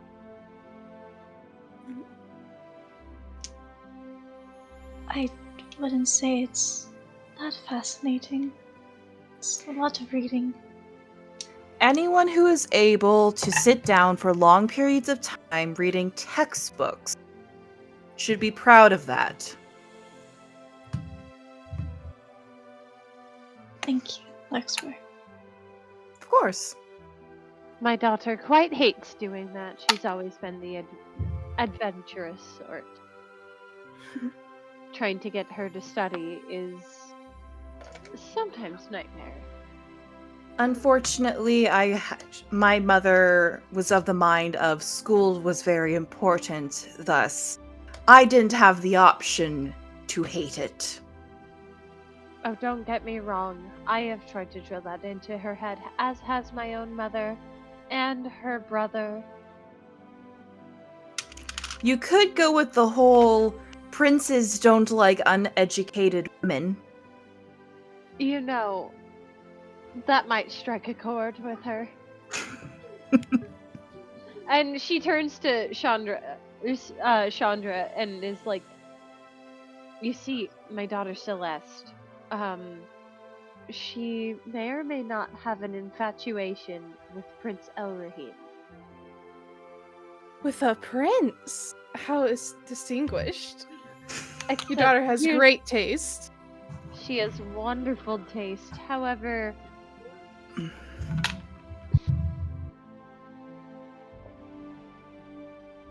she's trying to think of how best to put this without sounding like a rude ass about her own daughter.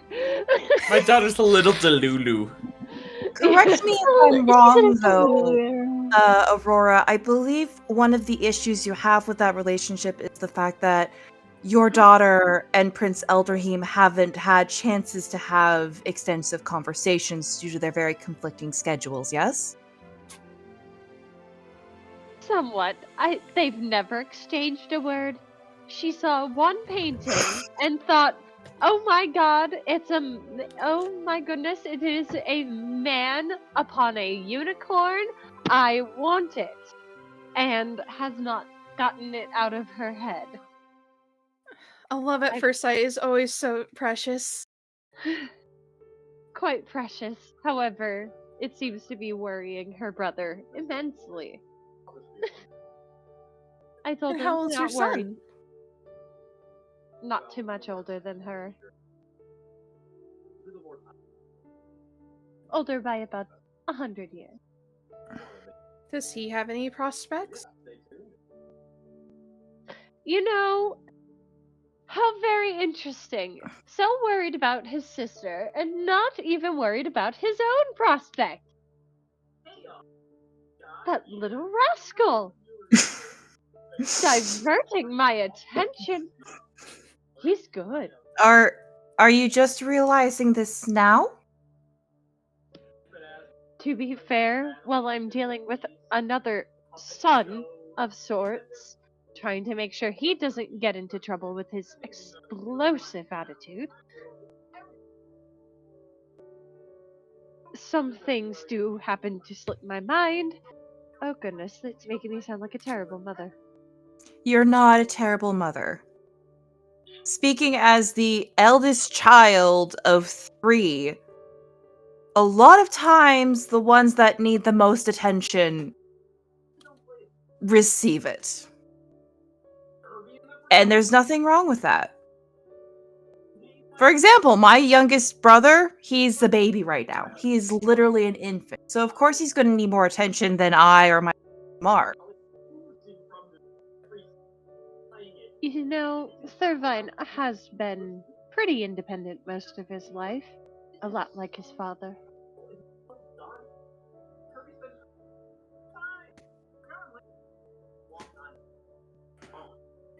He does more Sean. worrying about others than worrying about himself. Chandra would take a sip of her tea before setting it down on the table. Well, before we get too far in our own escapades of conversation, now that it would seem the whole group has arrived, I do have something I would like to bring up with you all. Oh? Well, following the Tournament of Strength that night, we tend to have a little bit of a banquet and a small gathering of all of our contestants and winners afterwards. Understanding that this is your first stop on the tour and your introduction to society, I do have a proposition for each of you. Aurora, if you would delight us in a performance of your singing voice, we would be honored to have you. I would have Jarlather practice a tune that would match whatever style of song that you would like to perform. That's quite wonderful. We used to work together quite well. Let me do another roll. You would hear Charlotte sort of choke on her tea a little bit as you say that. Lark is gonna reach over and just. Lark's just gonna reach over and give her gentle pat on the back. I hate it when it happens when you try to take a sip of tea and all of a sudden it goes in the wrong pipe. It happens to me far too often. She would see her coffee and just of course.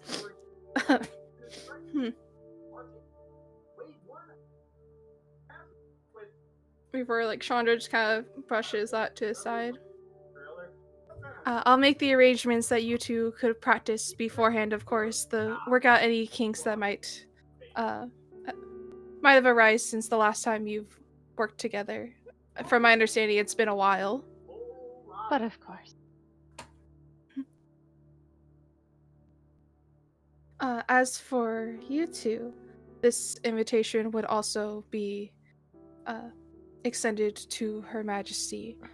But knowing that this is your first introductions and a lot of eyes will be on the chateau that day, I would like to make the request that each of you would put away some time to allow my son to have a dance with each of you. I think both sides would benefit from a dance with our family and yours, considering that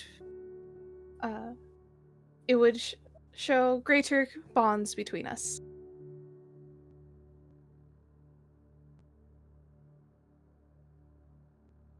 I don't personally see an issue with that.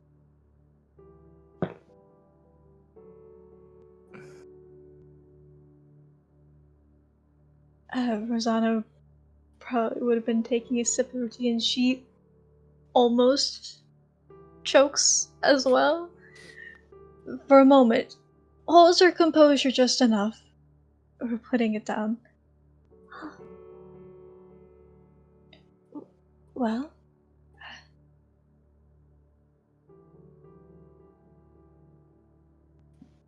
considering that we have pretty much danced already once, I see no wrong in a second time. I hope my son was a gentleman to you if that's already happened. quite.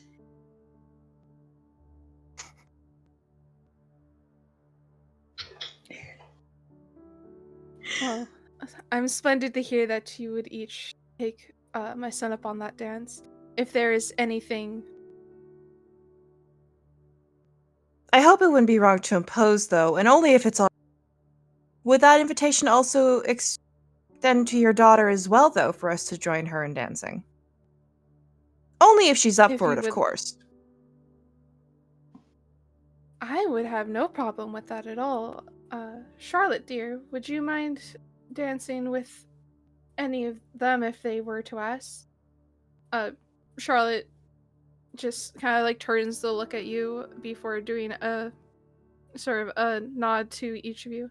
It would be my honor to dance with you. Insight check! I Go know, for it. insight check! Oh, poor baby. This whole 'Cause scene Lark hurts doesn't knowing what know. I know.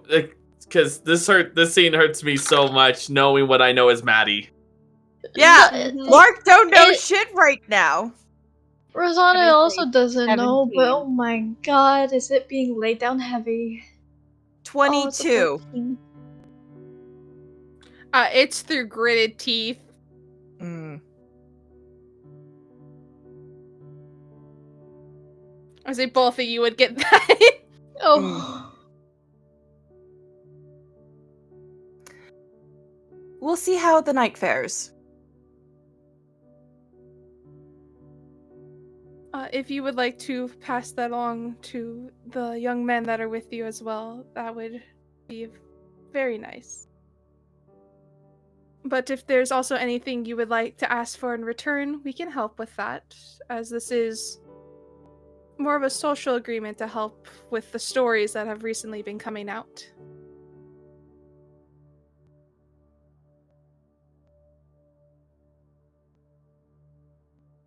Larkspur has gears turning in their head, remembering their ship.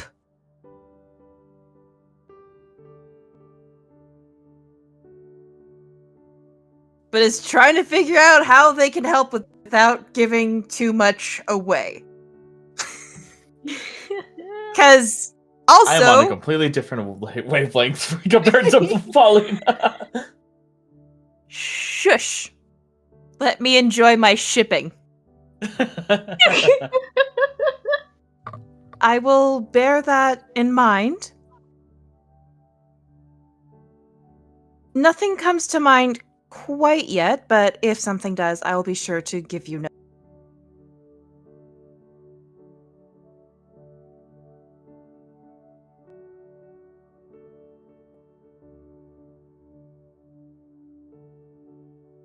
Same fares for me as well.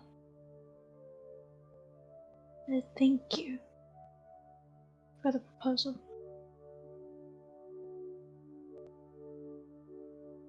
Of course.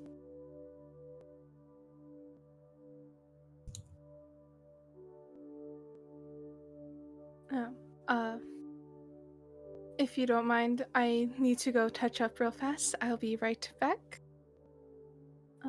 Please enjoy yourselves. As she gets up and does a little curtsy to you and heads inside. Is Charlotte still here? Mhm. Lark's once she's like far, when the Baroness is far enough away, Lark's just gonna take a sip of their tea and look at Charlotte. I'm sorry if I made you uncomfortable. I just noticed your mother was spending a lot of time talking about your brother. It's alright. She has a job to do. And he's now in line to become the next Baron.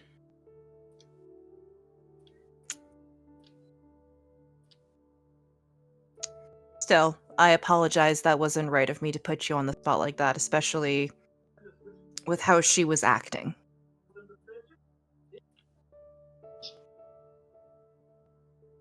Yes, apologies as well for putting some spotlight on you as well. Just, I understand with I know how my mother is with me. So if I can make you look good.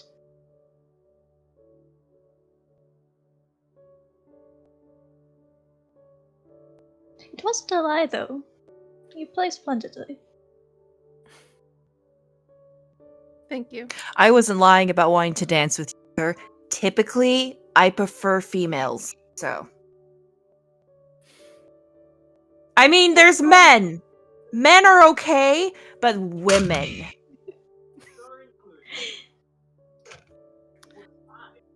I would much prefer to dance with either of you than any of the other men that my mother arranges. Would Perhaps you? I should introduce you to my son sometime.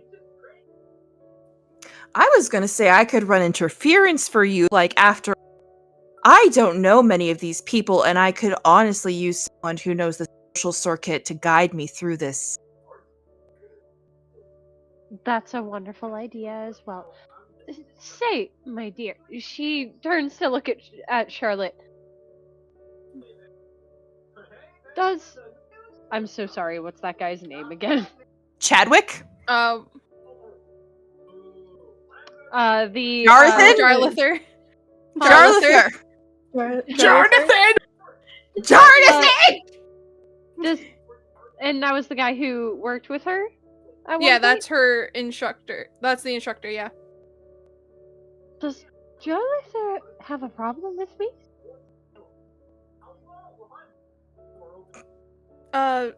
Not you in particular. Is it Forrest? Forrest didn't help, but it seems to be more with. I shouldn't say. Yes, Please he do. is safe with me. She sort of like looks back and forth to like make sure that no one else is kind of listening before leaning in. He's gone on long tirades about you while I've been playing.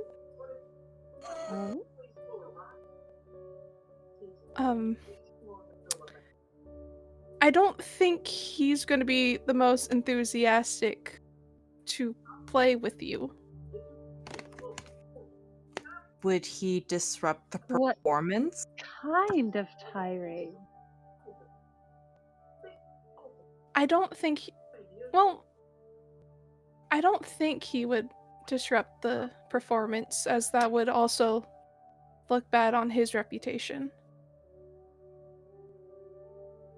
But it's his way of, his tyrants are his way of me practicing to play louder than the crowd.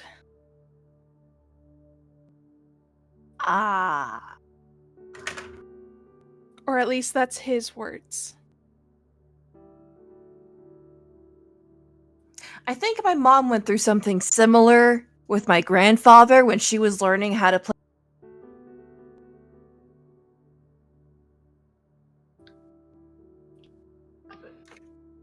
Did I sing too loud?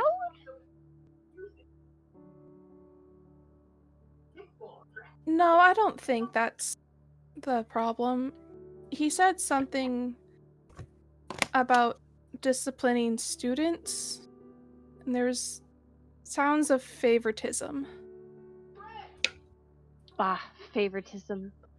I understand what he's talking about. He's probably referring to Forrest and how I sort of, in a way, doted on him. His way of performing was quite different than other people had seen, and my encouragement could have been seen as favoritism. So I suppose I can understand where he was upset.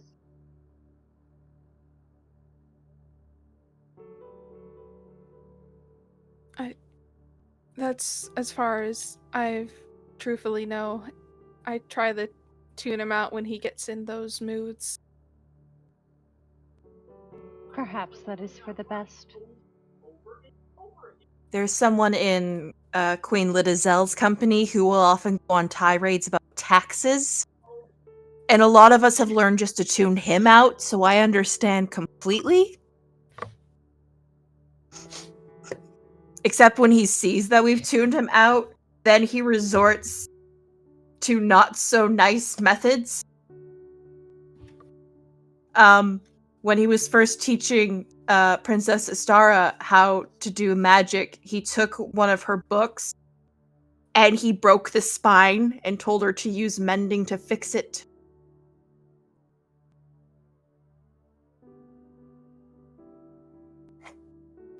Once again, glad I did not study mending magics. I mean, I Istara feel- usually I think Istara still has mending. I gotta look up and see what spells she knows now. Dang, it's been 5 years. She probably knows a bunch of cool ones.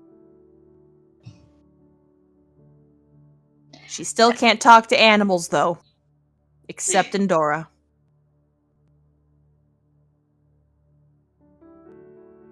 As Blondie looks up to see if Istara can talk to animals. It's about that. I'm forgetting to even open my character sheet. It's fine. Ooh. I will also mention if during this gathering, ball, dance, It's more of a banquet, if anything. if for any reason you need to step away, given that most people are not of elven blood, I should be able to distract them. At least for enough time. Alternatively, there is the whole I need someone to do the introductions with. I haven't been in society for a bit.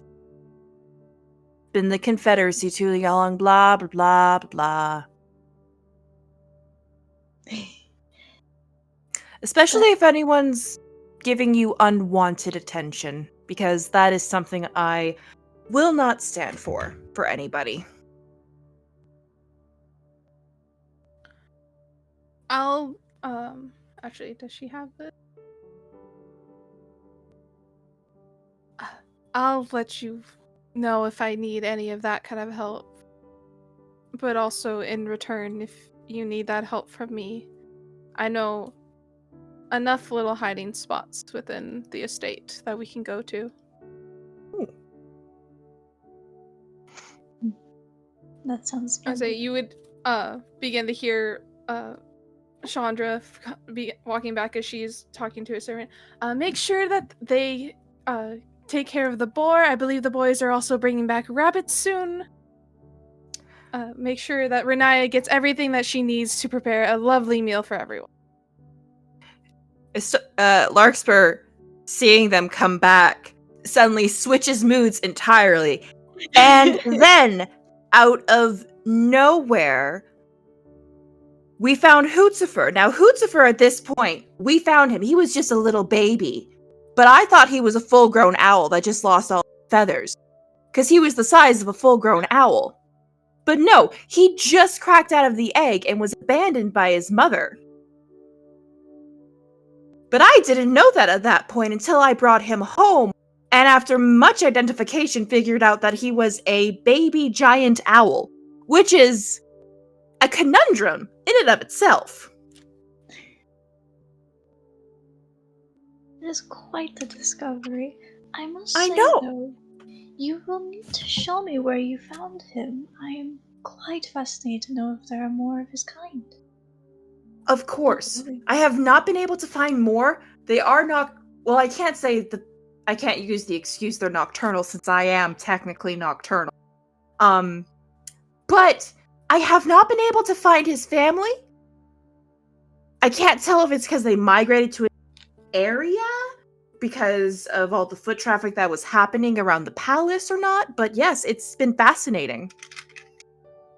I say, as you guys are having this little conversation, Chandra would lean close to you, Aurora, and pull out a fan and talk a little behind it to you. If by any reason you do need a break from the children and would like to just have a good wine time with me, my door is always open for you. I'm not a child. We are You not are children in her eyes. I am not a You are child. nothing but fetuses in her gaze. Ma'am, I mean, am. have you seen Aurora? She...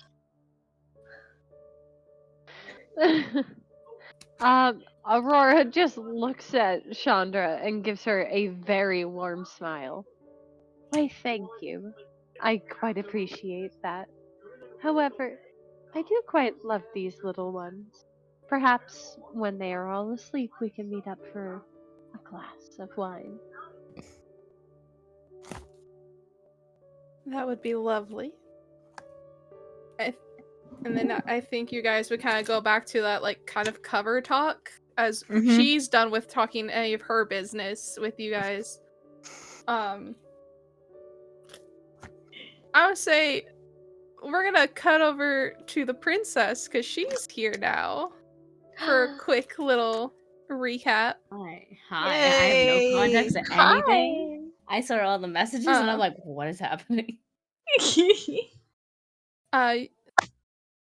So, princess, I would like to know, sort of, what have you been doing on your own now that it's been about mid-afternoon?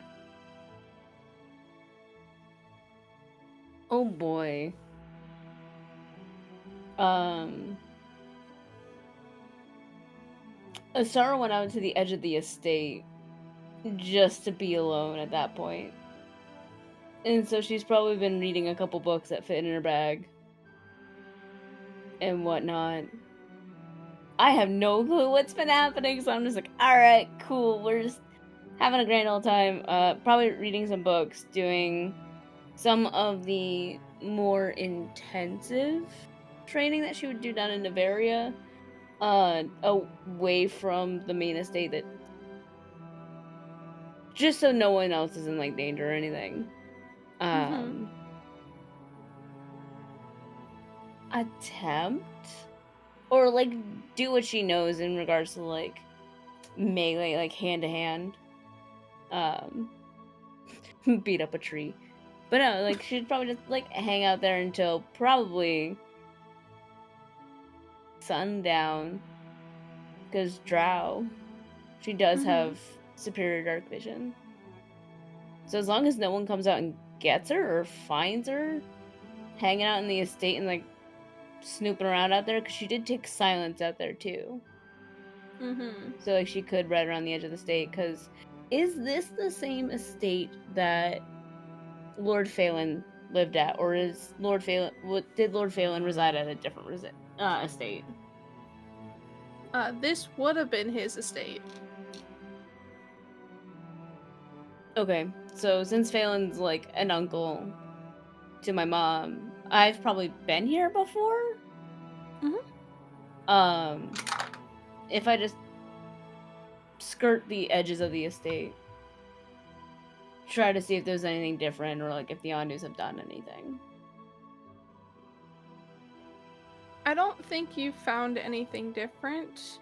You would hear the sounds of the hunting party in the distance, so you could keep your distance if you wanted. I think you would notice a few more clearings, though, but they seem to be more for the wildlife itself that have like safer spaces versus like anything man-made.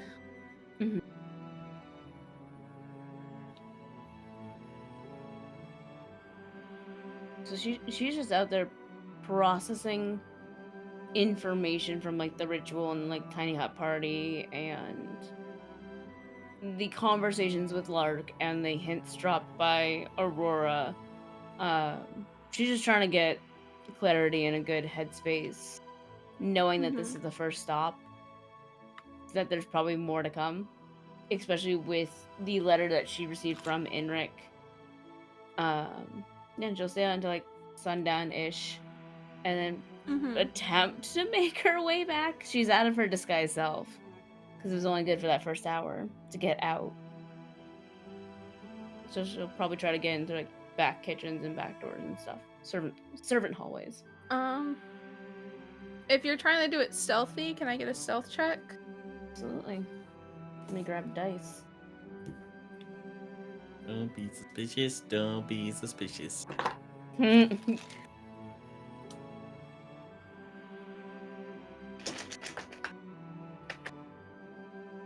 roll all the dice. Right, I'm just dumping out the whole set. That is going to be a 19. 19. As you are getting closer to the edge of the forest, you do hear the approaching of someone. Are you trying to hide from them, or would you try to make yourself known? At this point, do I still have silence, or have I dropped off silence at the... You still have silence. Okay. Oh, God. We're gonna try to hide with a horse. Or at least just try to, like, skirt opposite directions.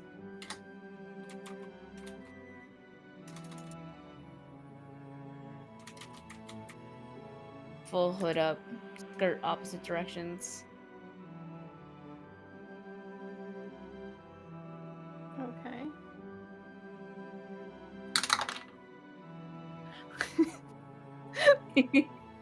He is named Silence for a reason. He got a nat 20 on stealth. Let's No, go. my boy. He's a my stealthy boy. horse. My boy. All black horse, princess in a black cloak. It's fine. We are the shadows. You are the shadows. What did you get for that stealth? 19. 19? Okay. Yeah. Yeah, you're able to hide from this figure as they are continuing walking, as they are picking up various rabbits on their way back. You see like a bunch of them just sort of like hung across their chest. This is a human male with brown hair with wraps along his hands. It is the picture of the person I posted earlier. Okay. As he is gathering up rabbits heading back inside to the estate. And you're able to make it back to the stables where Roland would be waiting. Did you have a fun time, Princess? Wouldn't say fun, but it was needed. It was a necessity.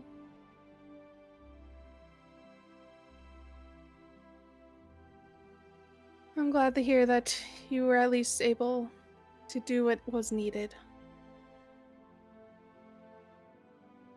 Thank you, Roland. Of course. My silence is always here for you whenever you need it. And I fully appreciate that. Back home or out here.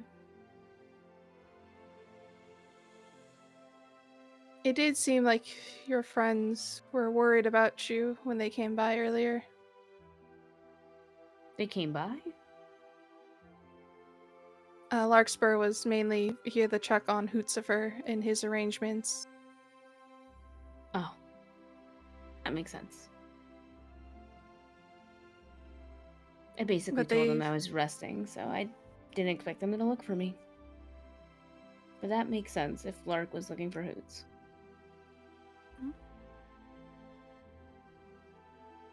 They also expressed how they were meeting with the Baroness today. And you would have gotten that bellboy in the forest. Oh.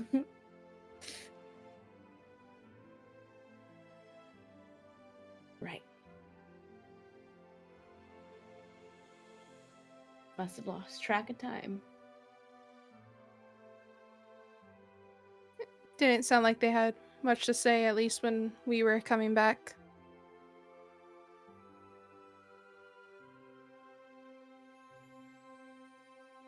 Some of that generic talk that I hear from many of the royals and nobles about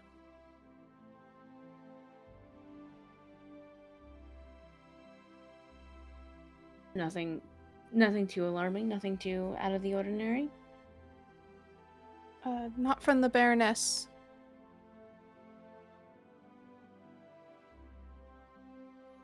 The Baron is a strong character, it would seem, though.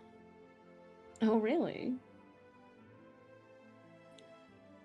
He instructed he instructed me and Tardak to fetch rabbits for him throughout the hunt today without even going to check to see if he actually hit them.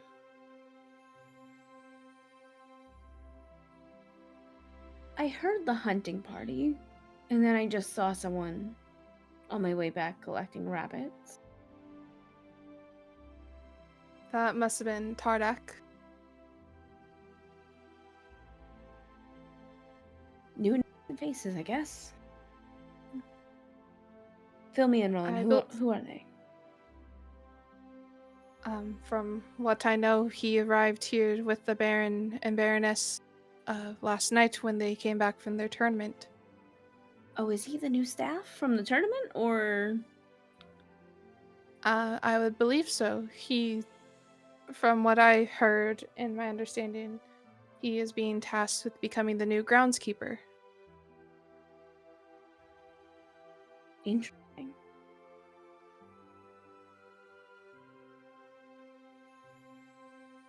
No, good to know. He seems like one of those quiet, stoic types. But it's only been a day, so I'm not quite sure. Not fair. Some people usually say I'm the quiet one in new places.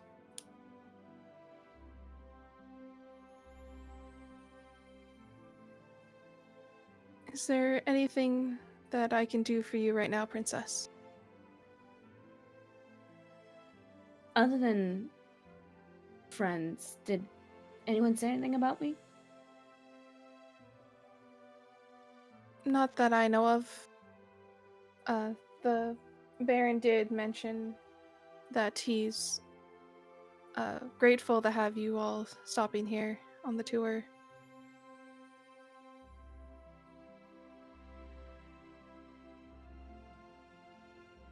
Okay then.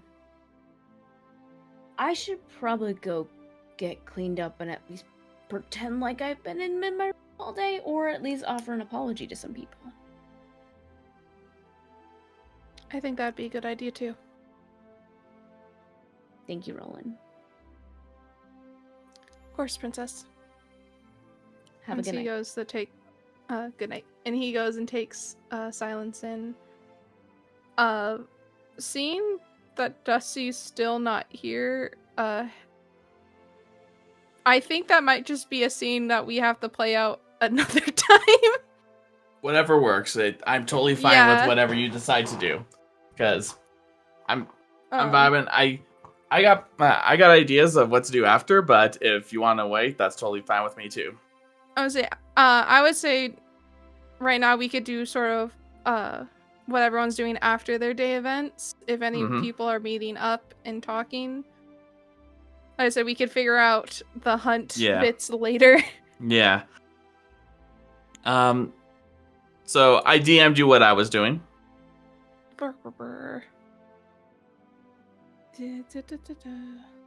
Okay. Yep. So he would actually meet up that next night. Mm-hmm. Okay. And as they're beginning their training, assuming that she is there.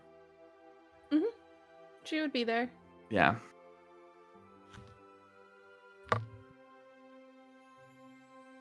Heard through the grapevine that you had yourself a little tea party with some of my friends.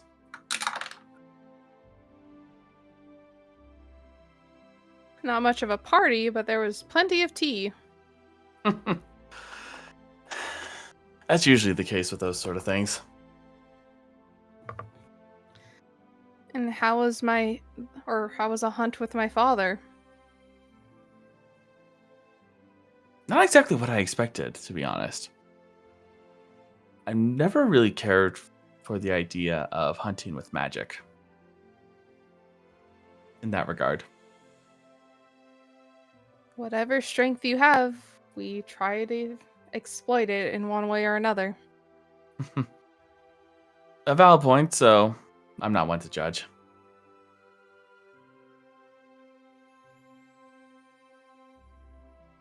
My mother was very quick to make some arrangements, at least with the others. So I wouldn't be surprised if I am told to try to have a dance with you in Forest after the tournament.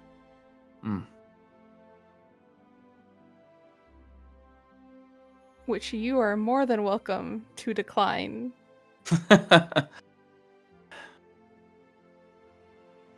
Well, to me, a dance is a dance. It's nothing of major significance. At least to me.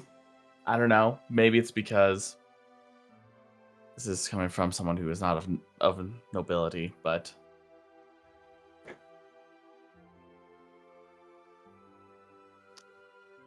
So, my mother would disagree, especially with the fact that she's an avid reader of Lori Tori's stories. Yes.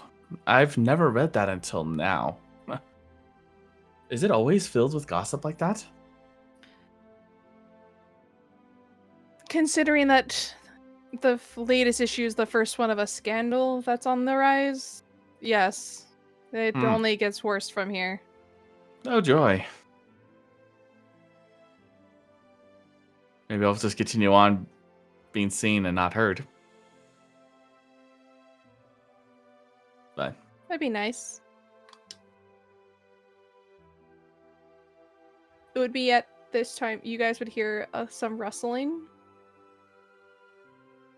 you would immediately turn and look in the direction of the rustling.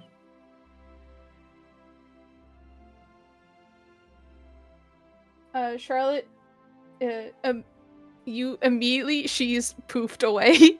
She misty stepped like 30 feet away from you. As you see, Chadwick is walking up.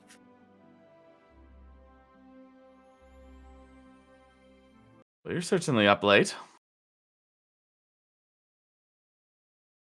I could say the same for you. Considering who Where my is she? friends are. Who? My sister, she was just here. Where is she? Can't say I know where she is right now. He's gonna make an insight check. Alright, I'll do a roll as well. Let's see. Oh, I just realized how bad of an insight he has. Oh, buddy. It was fine. What do you roll? He got a 14. I got a 14 as well. Meets it, beats it. B2. Roll again? He was initiated. Yeah, roll again. Sure. Ooh. Okay, what'd you roll? He got a 4. 24. Um, And for context, DM, I'm assuming, if I'm correct here, it's deception. yeah, you. Because, but my persuasion and deception are the same modifier, so that's why. Yeah. He sort of just crosses his arms and just looks at you.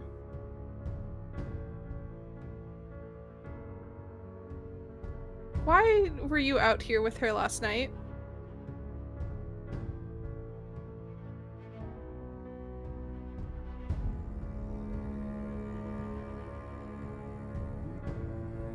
He would just tilt his head to the side, just look to you. There's some things we needed to discuss after what had happened. Is that why you held her for so long? Out of character. That's an out of character laugh.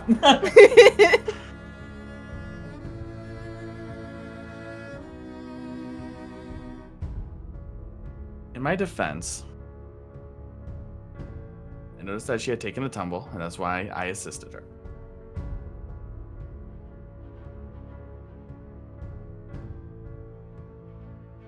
Look, are you... I prefer to speak plainly, but are you concerned about me talking to her? I'm more concerned how close you were.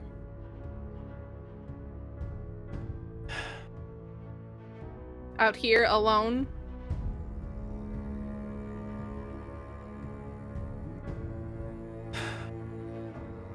Rest assured.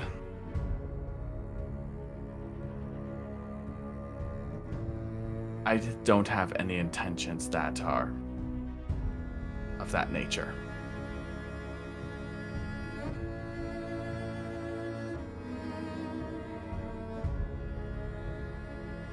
I mean, you seemed pretty precise with your hits, especially today while hunting.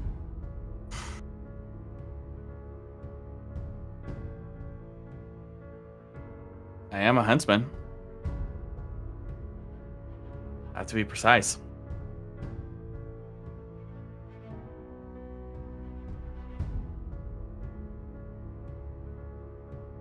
Look. You're cautious of me, I'm cautious of you.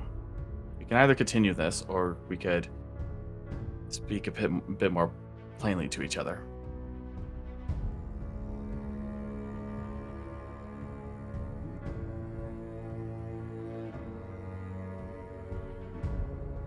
Speaking's not my strong suit.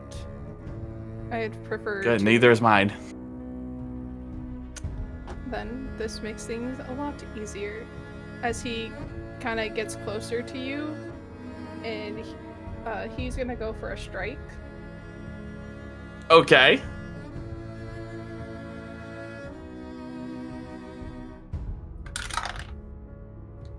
That is a 22. All right, that'll hit. As he just slaps you across your face. Mm-hmm. And takes off his glove and drops it at your feet.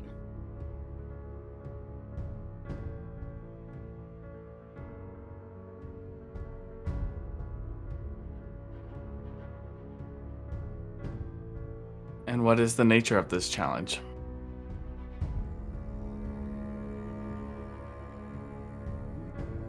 For being alone with my sister without a chaperone at night, with proof that you were very close for too long.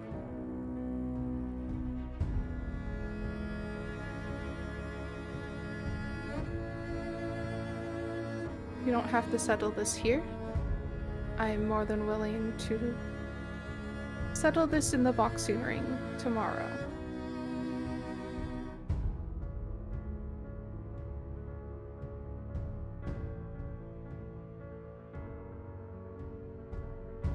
You're wishing for an audience.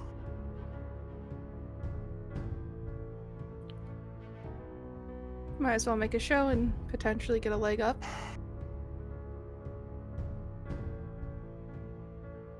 Besides, my father did extend the tournament to you. And it'd be an honor to have a huntsman fight in it.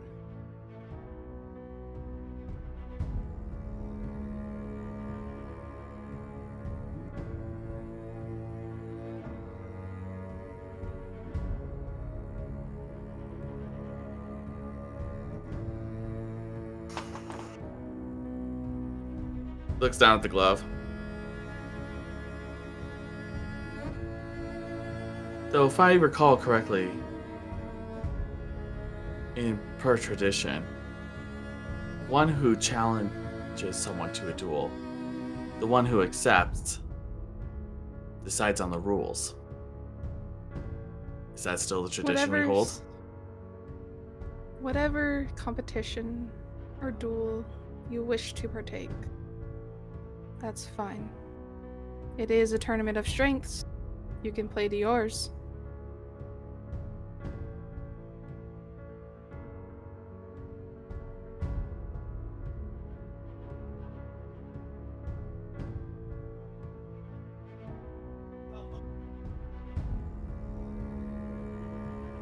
Besides, I saw the way you two locked eyes that night.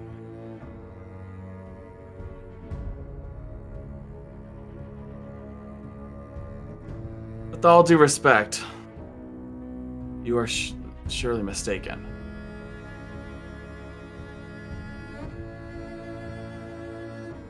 You think protecting my sister is mistaken? Not at all. In fact, I find that admirable. But your reason for dueling me is an error of assumption.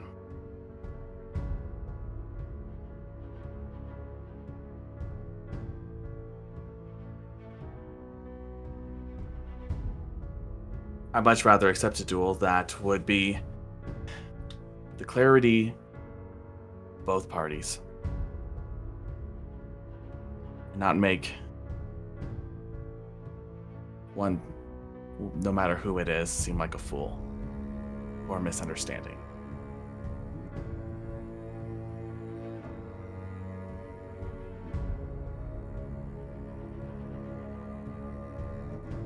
Either way, I'll be taking my sister back tonight.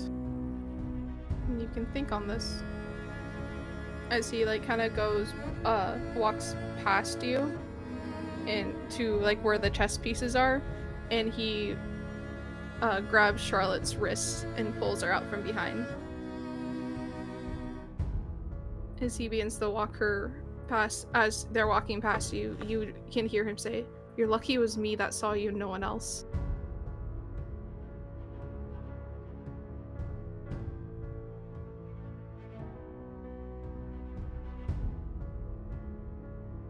He watches. Yeah. Before you go, They would stop.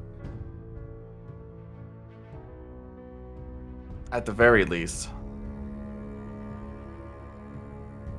let's at least decide what is at stake.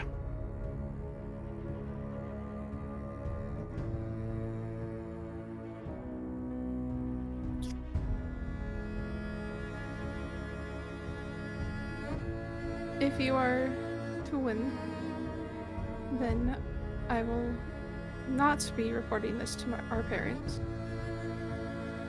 And your little secret of fighting or training, whatever this is, stays between us. But if I win, you have to at least have 2 dances with my sister at the banquet afterwards. He would blink twice at that. Just wait, what? He totally expected it like that to be completely different. In his mind, he was thinking, okay, he's probably going to ask for my head or tell me to leave the tour. But then here's that, just wait, what? And before... On the off chance that anyone else saw you, this would at least nullify any lasting effects.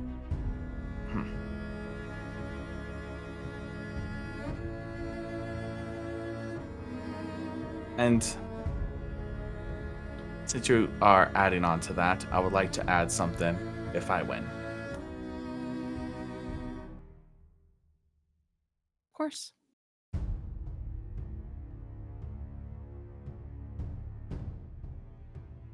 And he looks over to Charlotte.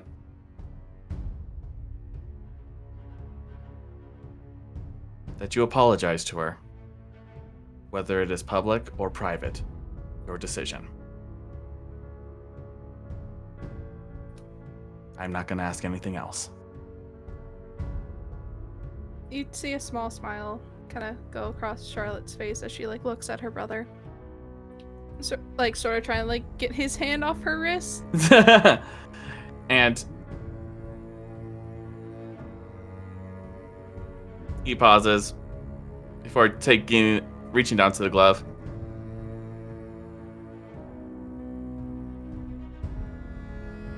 You remind me a lot of Her Highness's brothers. I find that honorable.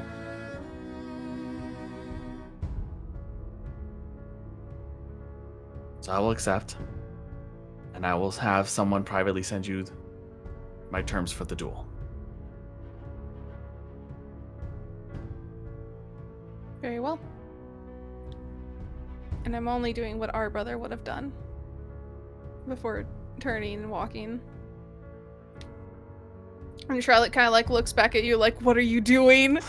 Like she gives, like, what are you doing this? She would catch him muttering something to himself. And she would catch him muttering, "Spread your wings, bare your talons." Actually, I lied. You would have gotten a message from Charlotte. If she okay. What are you doing? Yeah. She has message. Oh, she has Like, message. What are you doing?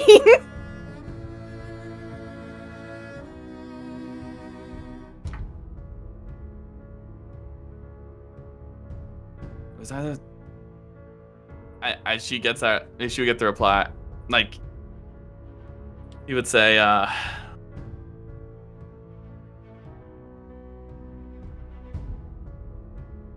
it's the only way to satisfy him and keep both of us safe.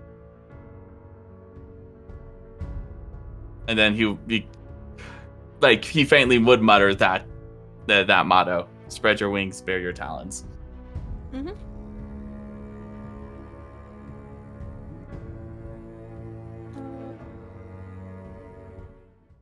So I'm going to elect the sort of end session here. All of you. Mainly because the next day would be the day of the tournament. Mm-hmm. That's 2 days later from when they came back. I do want to put this out though for Aurora and Rosanna.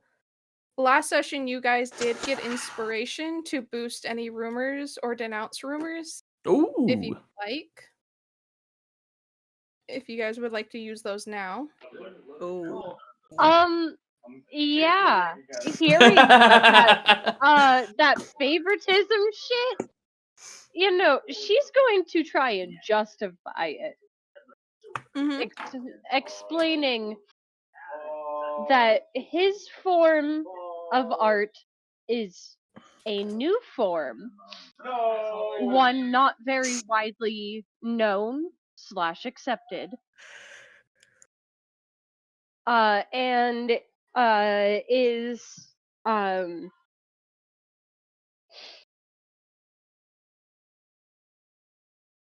she's going to say something along the lines of,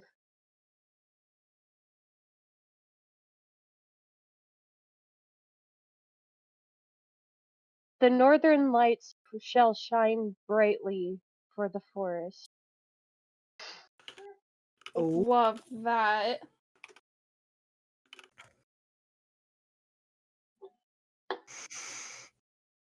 And basically, her explanation is just, while it seems like she's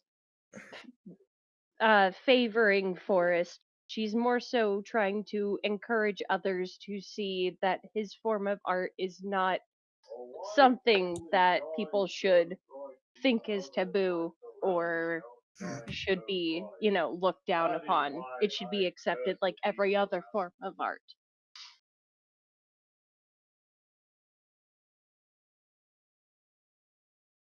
Okay. Basically trying to be like, no, there's no favoritism. I'm just trying to get the word out that there's more types of art than the shit that we've already seen. And it just so happens that this boy is doing a fantastic job of showing it off. Okay. And Rosanna. If there's any rumors you like to denounce or I've lost my words. It was Lark that got the Yeah, inspiration. I yeah, got sorry. the inspiration because Yeah. remember I was Sorry. the I'll one take that was it, but shenanigans. My You know bad. what? it's all good. As much as I would love to just continue with the Maddie Istara ship, I think I'm gonna hold on to that inspiration for Okay. because I don't currently need it to squash or encourage any at this point in time. So yeah, we're just Okay. we're gonna hold on to this. We're holding on for a little bit. Okay. Then this would probably be where I would end session. Apologies for it being a bit of a shorter one. The That's popping fine. in and out has sort of thrown off my whole plan. Hey, it happens.